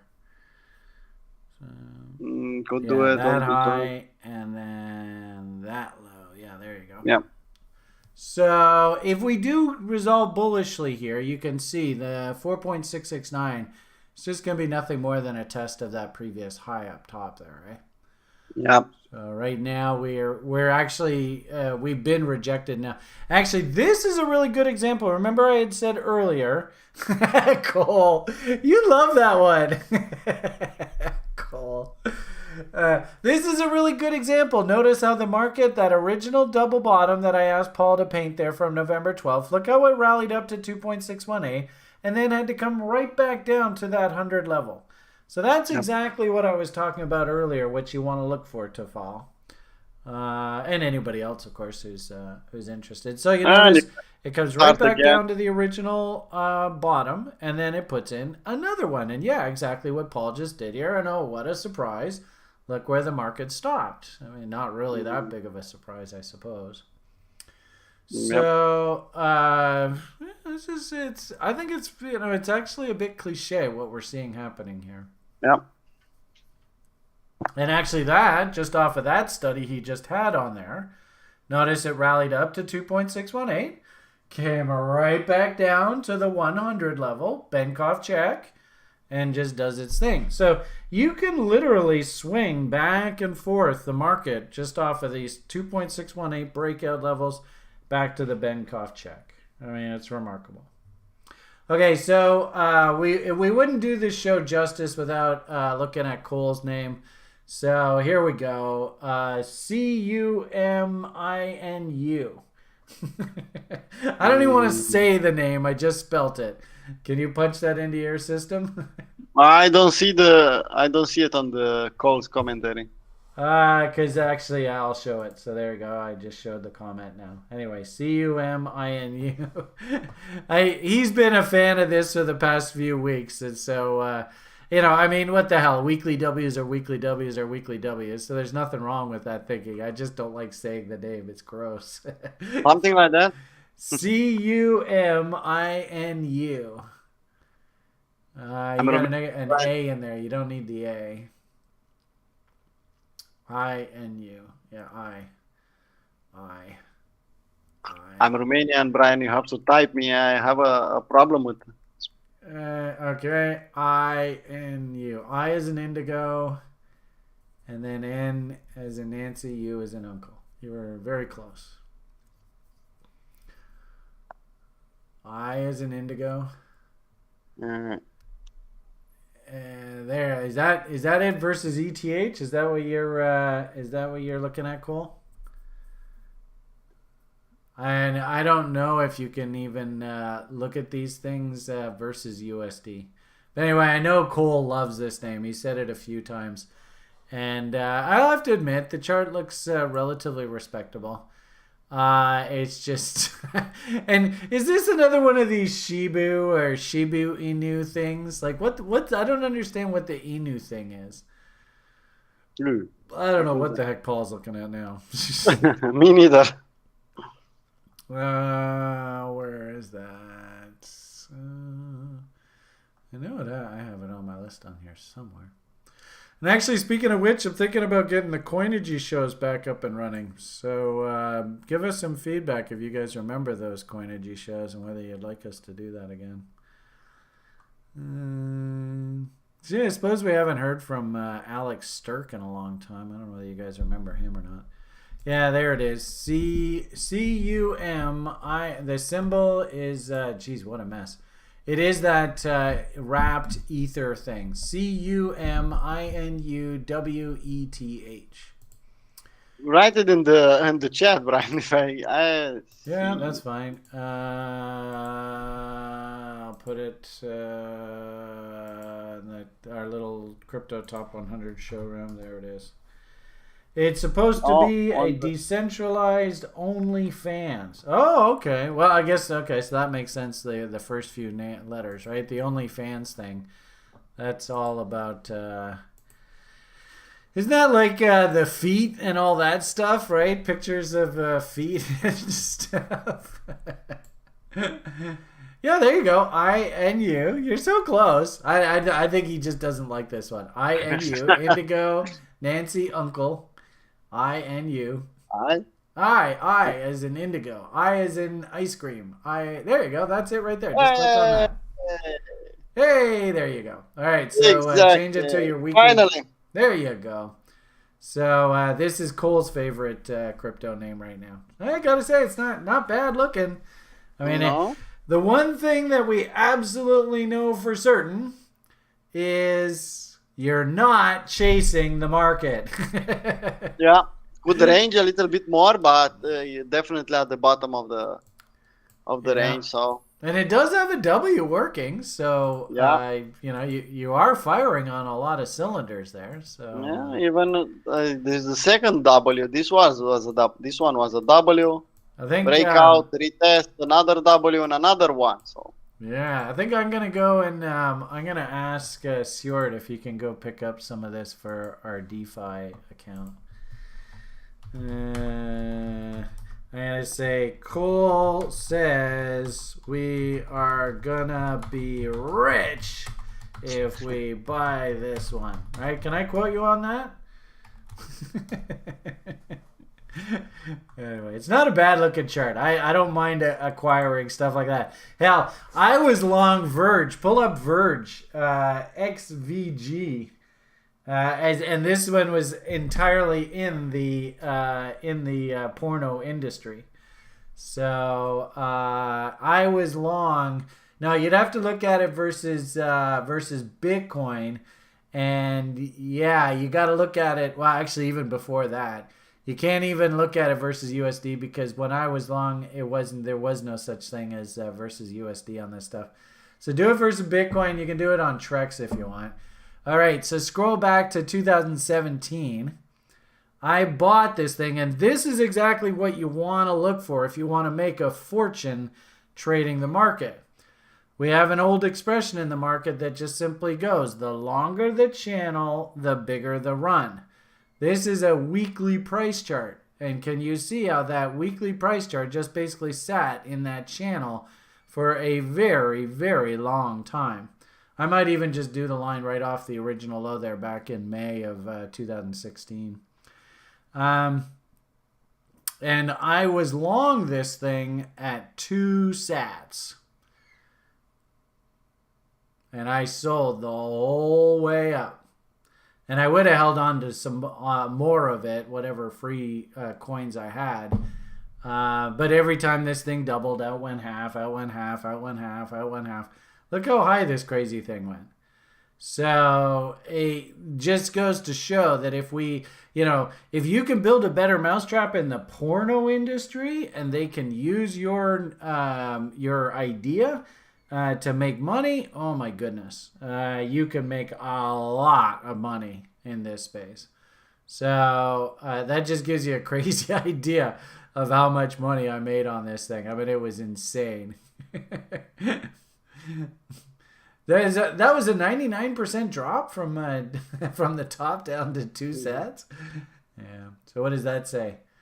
God, I can't even see. I can't even understand this. And keep in mind, this is in sats. So while this rally was happening, keep in mind, Bitcoin was going higher and higher and higher and higher. I mean, this is probably my biggest win in crypto. And it was a porno name. So go figure, right?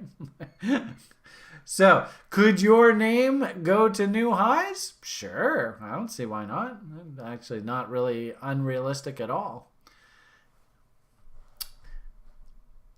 Alrighty.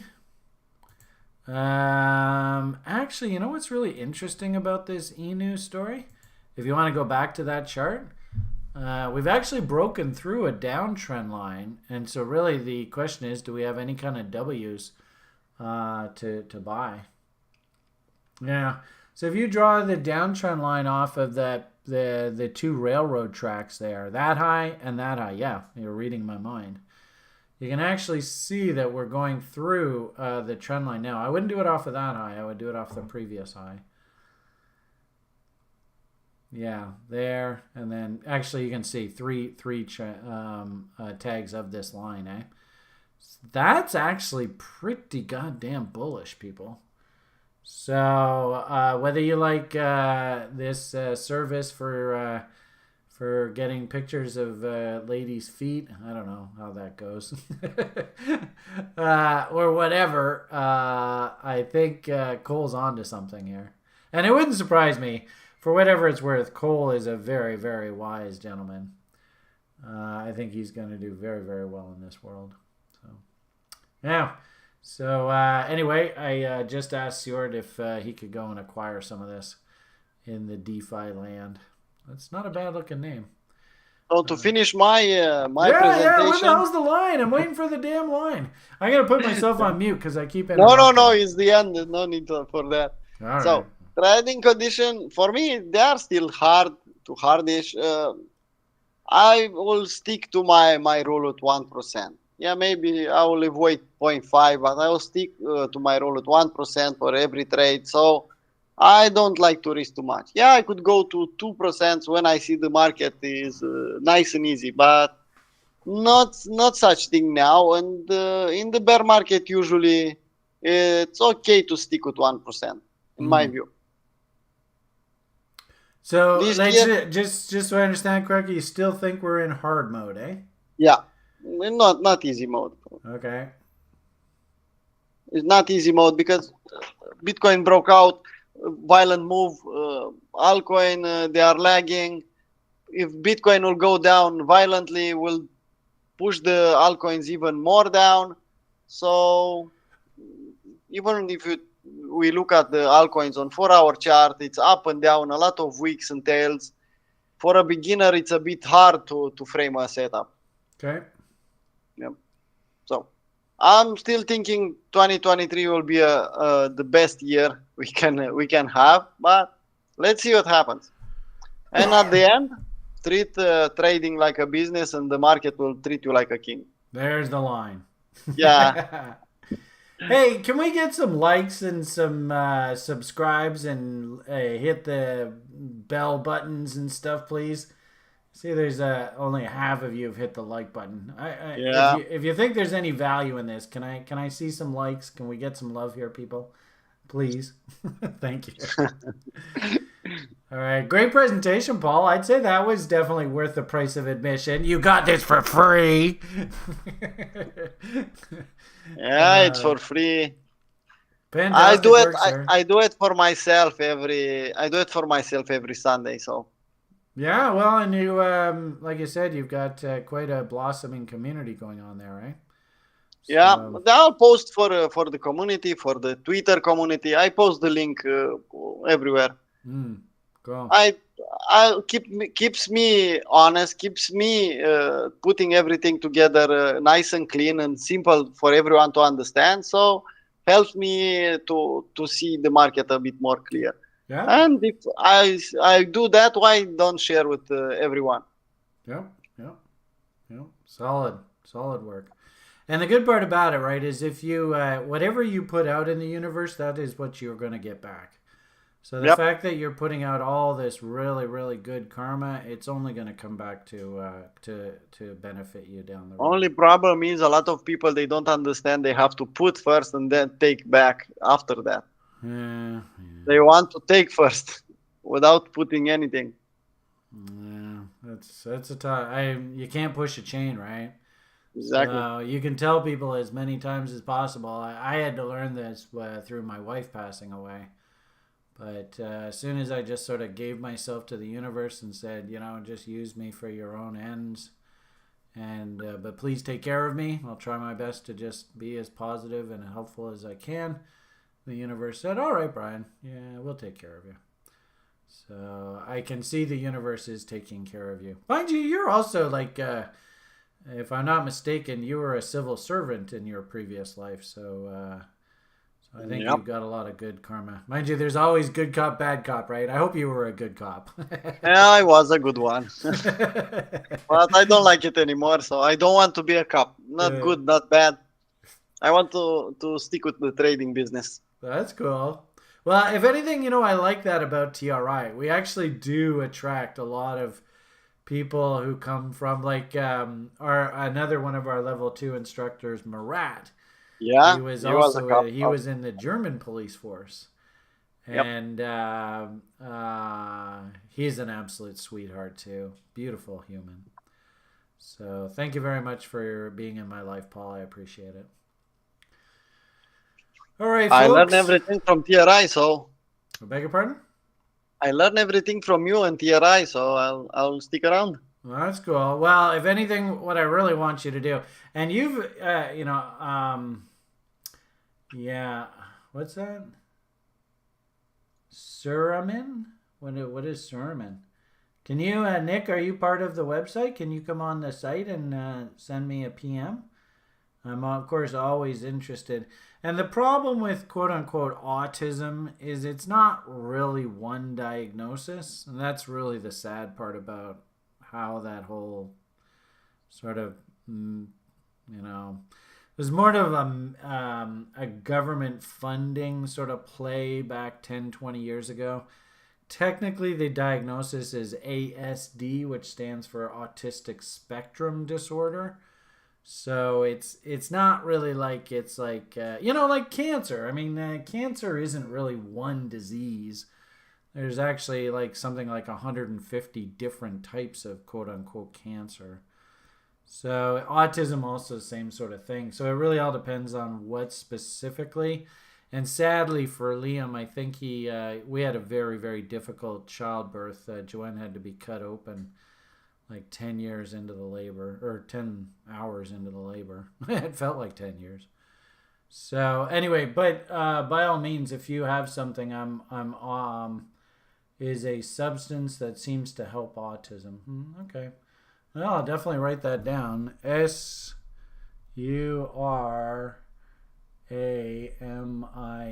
I don't know what it is, but I'll do a Google search. Maybe if you have my Twitter handle, so maybe you can reply to a tweet or something that I put out with that.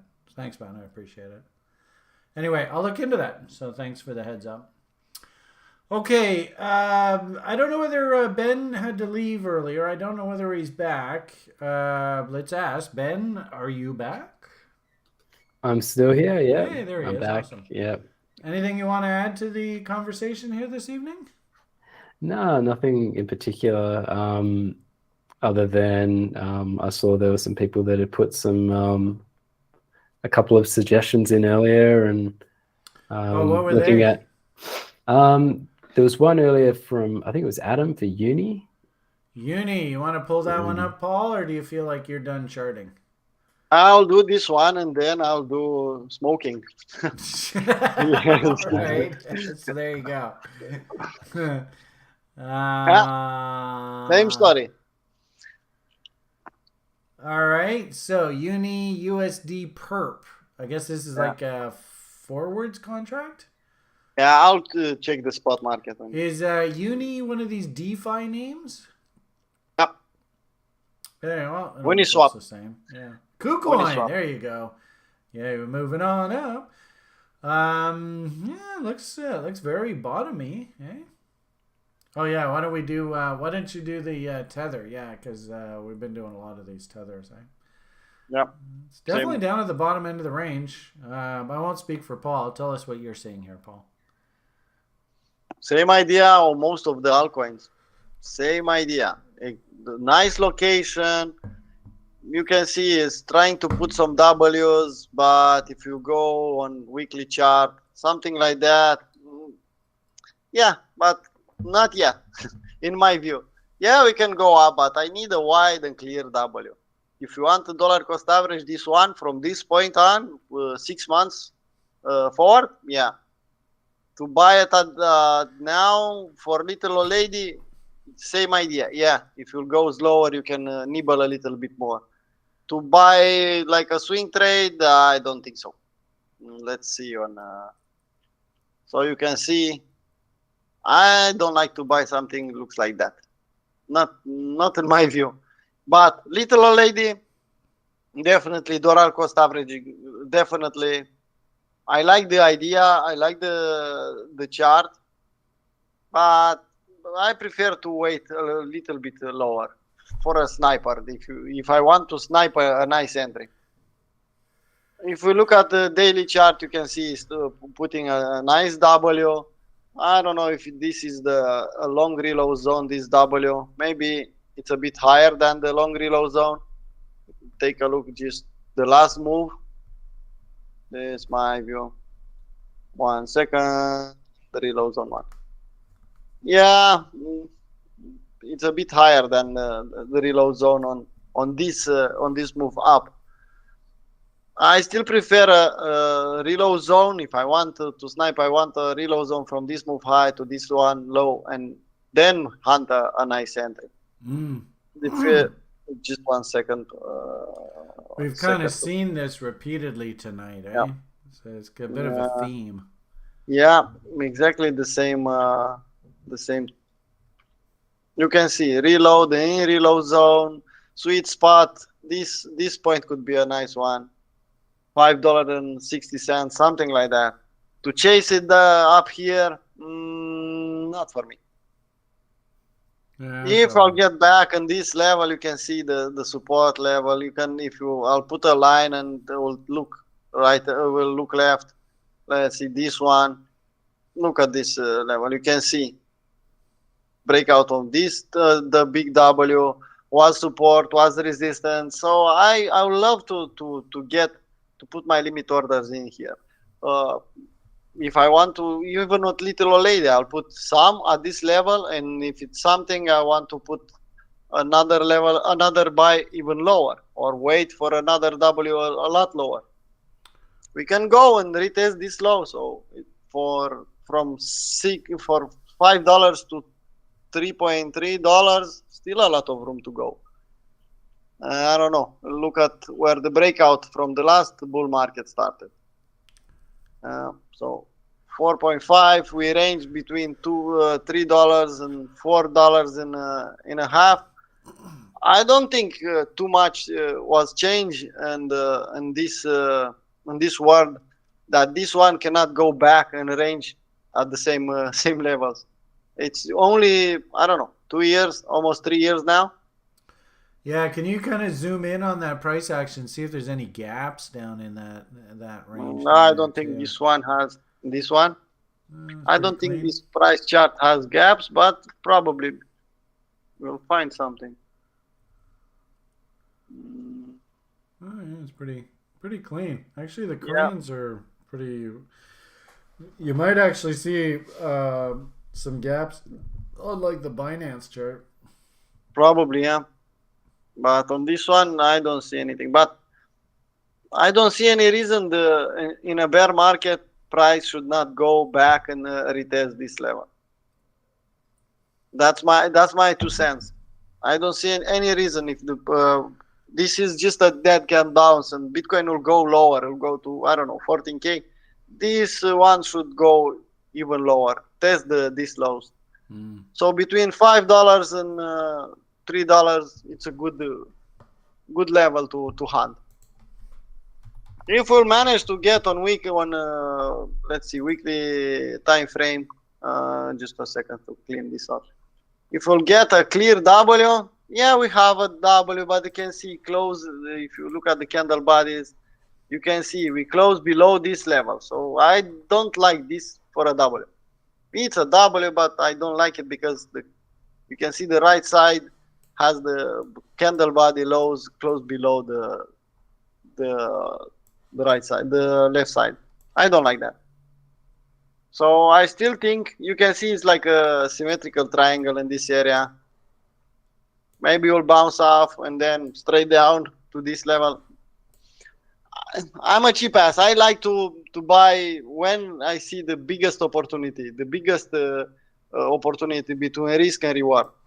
And yeah, I have some. It's good enough, but still, this one was only $45. So if I want to get many doubles to get a exponential risk to reward, I need to hunt a bit lower. So from 5, if I buy now, it's a big difference. If I buy $6 now or I buy $3 later. I have another double to work on if I manage to get on $3.5 or something like that. But looks okay. Looks similar to many altcoins. I don't see anything. You can see something similar with a lot of altcoins. Similar with EOS, you can see same idea. Just this one has a better location than the other one. I don't have the full chart. Probably EOS has more history. All right. Did you see another one in the request there, Ben?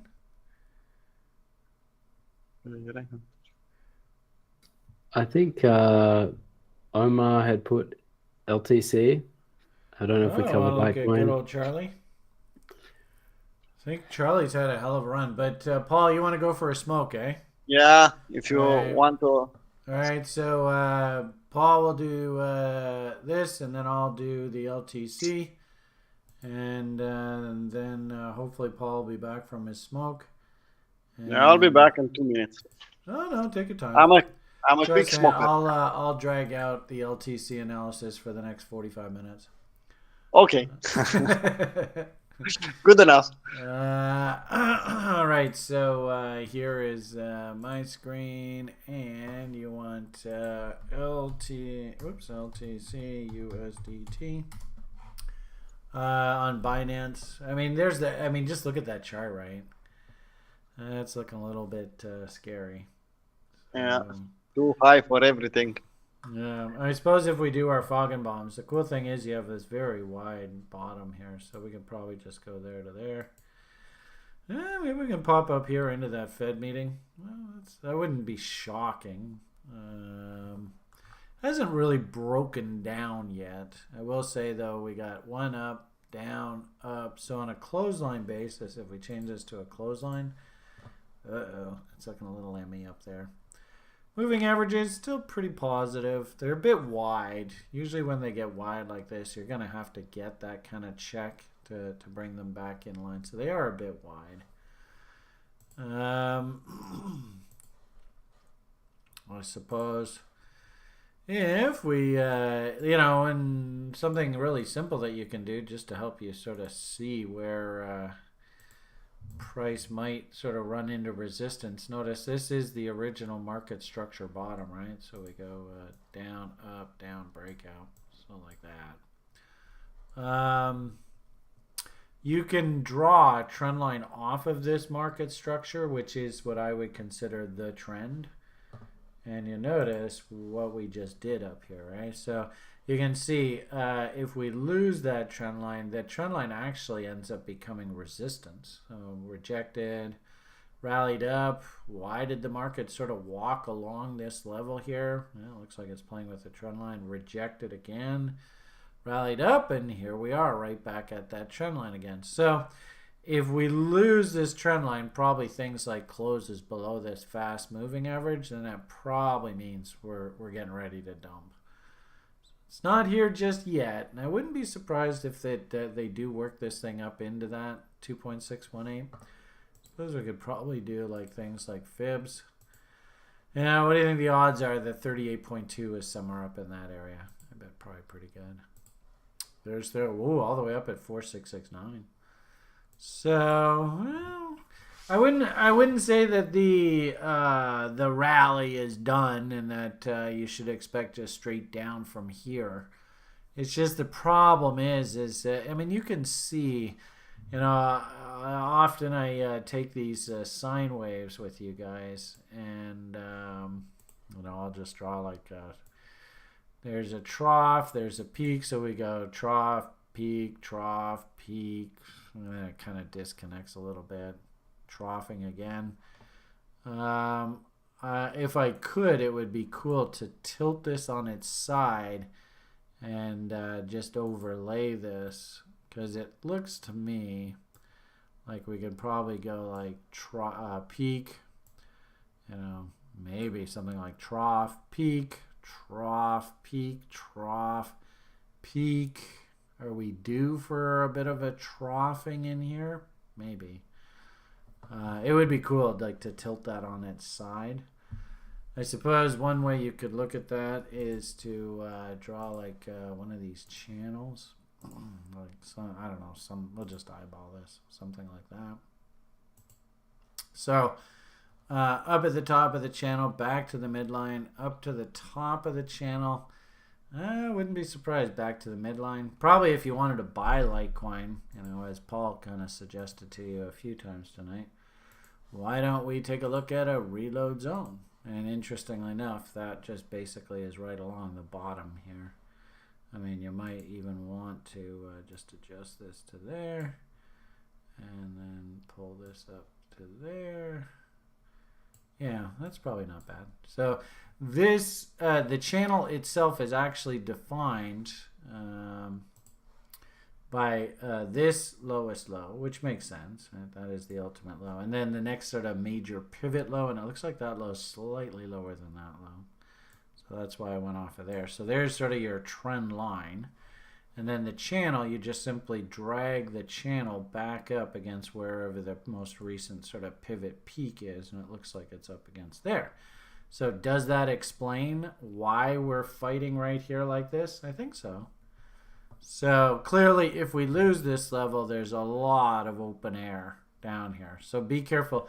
And of course, like I said the other day, well, actually, I guess earlier, we have to be pretty cognizant. I don't know whether you guys respect enough how powerful Fed announcement dates are in this speculative market. They often act as pretty powerful pivots. So I don't know, maybe if we're lucky, we get a little pop up top here, hit the Feigenbaum level, then roll over following the Fed. But once we're on the other side of this window, I would be very leery. If we start closing, especially if we start seeing price through this most recent low, then we probably got trouble. If anything, what probably happens here in the short term is something along the lines of boom, boom, boom, boom, boom, boom, boom. And interestingly enough, we'll see how the market reacts following this Fed. But this would basically be your candle body highs level there. And if we do reload zones, notice there is that reload zone, candle body highs against that primary trend line and against the top of the channel. That's a hell of a trade location right there. Interesting how TradingView always does that. Right exactly where you want to concentrate, they plunk their stupid tool right on top of that. It's so frustrating.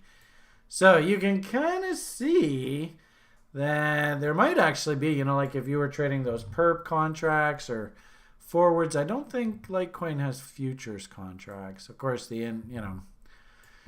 people like CZ and stuff like to call their contracts futures, but they're not. But, that's just old gnarly futures broker who gets pissed off at people mislabeling stuff.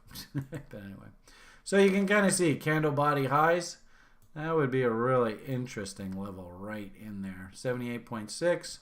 A kiss of this trend line from the other side. I don't know. I think if anything, you kind of have to wait for that break. Then let the market counter trend rally. And if we get a nice pretty little market structure failure right up in this window there, you got yourself a trade. That would be the short side if you were contemplating shorts. If you're thinking about buying, I think at the very least, kind of like Paul, he's repeatedly warned you guys tonight, and I think it's a good idea. You probably want to concentrate on, can I get the market to come back down against this previous pivot low? Notice that is the midpoint of the channel. This is Collins, and actually this is appropriate because he likes to call it his pump chaser zone. So if you think this is a bull, not a good idea to come in and buy uppy markets. You're going to get your head handed to you. Where do you want to maybe think about shopping? And interestingly enough, this head and shoulders pattern, the price objective itself would be just the head and shoulders would be the top of the head down to the neckline, and then just replicate that off of the neckline, and gee whiz, look, that takes you right into that channel midpoint and into Collins' pump chaser zone. So if you're thinking about buying and participating on Litecoin, keep in mind there is a big fat weekly W that I suppose is working right off of that level, down, up, down, breakout. And notice that that's in that area too. So if you're thinking about shorting, lower time frame, scalping, all that kind of fun stuff, I do like the idea of hunting a short up around that $90 area as it stands right now. And that would be on the other side of the Fed event. And if you're thinking about buying, then I really like this sort of, what is it, about $65, $70 somewhere in that area. And all you're doing is you're just hunting sort of a Wyckoff check, Benkoff check off of the original weekly W level. So hopefully that helps. So PCZ confluence with Benkoff. Got to change the name though, Flishy, to Benkoff, not Wyckoff. Anyway, there's Ben. You want to take a stand? It's named after him. Yeah, I like it. And I loved, we used to have one of our co-hosts, Derek, and he corrected me. I go, what's that? And he goes, well, that's a Benkoff check. That's what that is. It was so cool the way that he said it. Just so matter of fact. It was so awesome. I hope you're doing well out there, Derek. I think about you often. All right. That is after 8 o'clock. So I hope you guys felt like you got some good value today. I see a whole bunch of likes there. So thank you very much. Appreciate it. I'm sure that helps the algo and all that.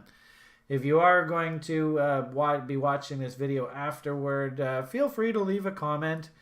And if you have a question, feel free to reach out. And of course, hit the like button, subscribe, ring Brian's bell, and all that kind of fun stuff too. Okay, so winding things up, Ben, is there anything else you'd like to add to the conversation tonight? I noticed you've got that MAB divs indicator. This thing here? Yeah, there seems to be a lot coming on the day. Look at all that, eh? Yeah. If anything, that's a warning sign. I've noticed, I guess, what do we have here? This is sort of a little summary. They had 6 confirmed, but I guess these are these old ones here, right? And you can see there are 5 bear divs confirmed and 4 potential divergences. So yeah, I guess what was the point that you were going to make that? Oh boy, you better pay attention. Yeah, it's just that this the price might be moving higher, but the underlying dynamics of what's going on seem to be indicating a bit of a divergence there, and it's on a few cryptos. So weeklies look great, but on the daily, it could be possibly coming into a place where we get that pullback that we all want. Yeah, I hate to say it. I think Paul said it a few times. So hopefully you heard me say it. This is not a good place to step in and buy the market, people. Be patient, be disciplined. Just, if anything, all you got to do is you just got to wait for the public to start freaking out and seeing big red candles. And then you can say, all right, it's probably time for us to start going shopping again. But when we're right up top like this, and, you know, as Ben points out, this is kind of a cool indicator on TradingView. I think it was an individual, if I'm not mistaken, I think this was even a TRI person that built this. But it's a fantastic visual helper. Yeah, when you see an image like that, maybe just cool your jets. In fact, actually, we used to have a fun image. Do you remember when we used to pass this out? We used to say, you know, when you see an image like that, then what you have to do, let's see if this will work. Well, actually, this one isn't so bad. You got to cool them jets. Uh-oh, that's not even going to load. Jerks. Oh, isn't that interesting? Interneting's a bit slow. Anyway, maybe Google ubiquitous. I don't know. There's that same image. Will it load there? Oh, there it is. Oh, yeah, this is the one that we always have in the library, right? Time to cool your jets, folks. So, all right. Grand predictions. Is our bearish enthusiasm gonna finally be paid off here now? I don't know. But Paul's been kicking our asses, and of course it looks like have we done a new one? I guess we haven't. So yeah, okay, you got the new row in there. Hate to say it, I'm going to look like a fool, but I'm still going to go with a 0 because I think that we're pretty darn close to the top versus the bottom. But if anything, that guarantees that we go another 10, 20 grand higher, so that's good. Paul's going to, or actually Ben's going to flip to the to slightly up now, eh? All right, and what's Paul? Paul's a 3? No, Paul is -1. Paul, seriously? Yep. Wow, you're going to go on record as -1? Yeah. Wow. I don't have a -1 on that table, so I want one. Wow. I think that's a first. Yeah, making history. Everything is overbought. I don't like the indicators. I don't like anything. Could go up 25K. I don't know. Couple of tomorrow, maybe in 2 days. By but next Wednesday, you think we're heading back down, eh? Yeah, we need a correction. Also, maybe I'm wrong, but it's my way of viewing the market. There's no right or wrong here. It's just, you know, how do you feel? So that's cool. Thank you for your honest candor. All right. We didn't really actually... Did we do any charts that we can throw? I suppose you could do that Come Inu one. You want to throw that into the spreadsheet, Ben? Yeah, I guess, yeah. I'll have to try and find the symbol. I kind of don't want to look up the symbol, but we'll see. Yeah. Yeah, we did. We actually looked at a few charts. I have to remember to actually, you know what? Here, why don't we we'll throw in the we'll throw the Litecoin chart in the spreadsheet. Is that cool? So there's the Litecoin one, and then we had that Inu one, eh? It doesn't look like I have it on my chart though. I think did we just have Paul look at it? I thought I pulled it up so that oh, actually here, I don't want to lose all this. What the hell is the damn symbol? There it is. Yeah, let's for fun, let's throw this one in here too. So that's an interesting looking chart. I like the idea that that we should be spending 2023 loading up on these things, because kind of like that Verge, that thing's looks like it's gonna make some money down the road. So you want the link though, eh? So there is the link to that one. And if you guys can think of any of the other names that you were we kicked around tonight that you want to post, I don't know, Paul, if you want to maybe just grab a couple of the charts that you looked at, maybe we can throw them in there too. Yep. Anyway. All right. So we've done our spreadsheet predictions for whatever the hell that's worth. Fantastic conversation with you guys tonight. Really appreciate it. Quality as always. I think whoever's watching this video, I think you get an absolute treat. Gave you a few things there to actually learn from tonight. Hopefully you enjoyed the cost of that. Although they always say you only value stuff based on how much you had to pay for it. Maybe we should throw some advertising in there too. I don't know. Actually, I didn't even turn the monetization thing on tonight. I totally forgot to do that. That's such a dummy I am. Anyway, closing thoughts, Paul. I think we pretty much know what you're going to say, but nonetheless, tell us anyway. What are you thinking here, coming into the end of the show? I'm thinking don't chase. I know a lot of beginners now. They pick up some interest in buying Bitcoin and altcoins. Just be patient. Don't chase the market. I know every influencer is speaking about, we'll go to 50K, we'll go to whatever level. The bear market is not over yet, at least in my view. Don't chase. Yeah, maybe it's over. Maybe this was the bottom. Draw a reload zone and wait in the long reload zone. Wait for a new W. Don't chase the market. You have in 2023, you have a nice opportunity to buy cheap. Don't miss this opportunity and chase the market.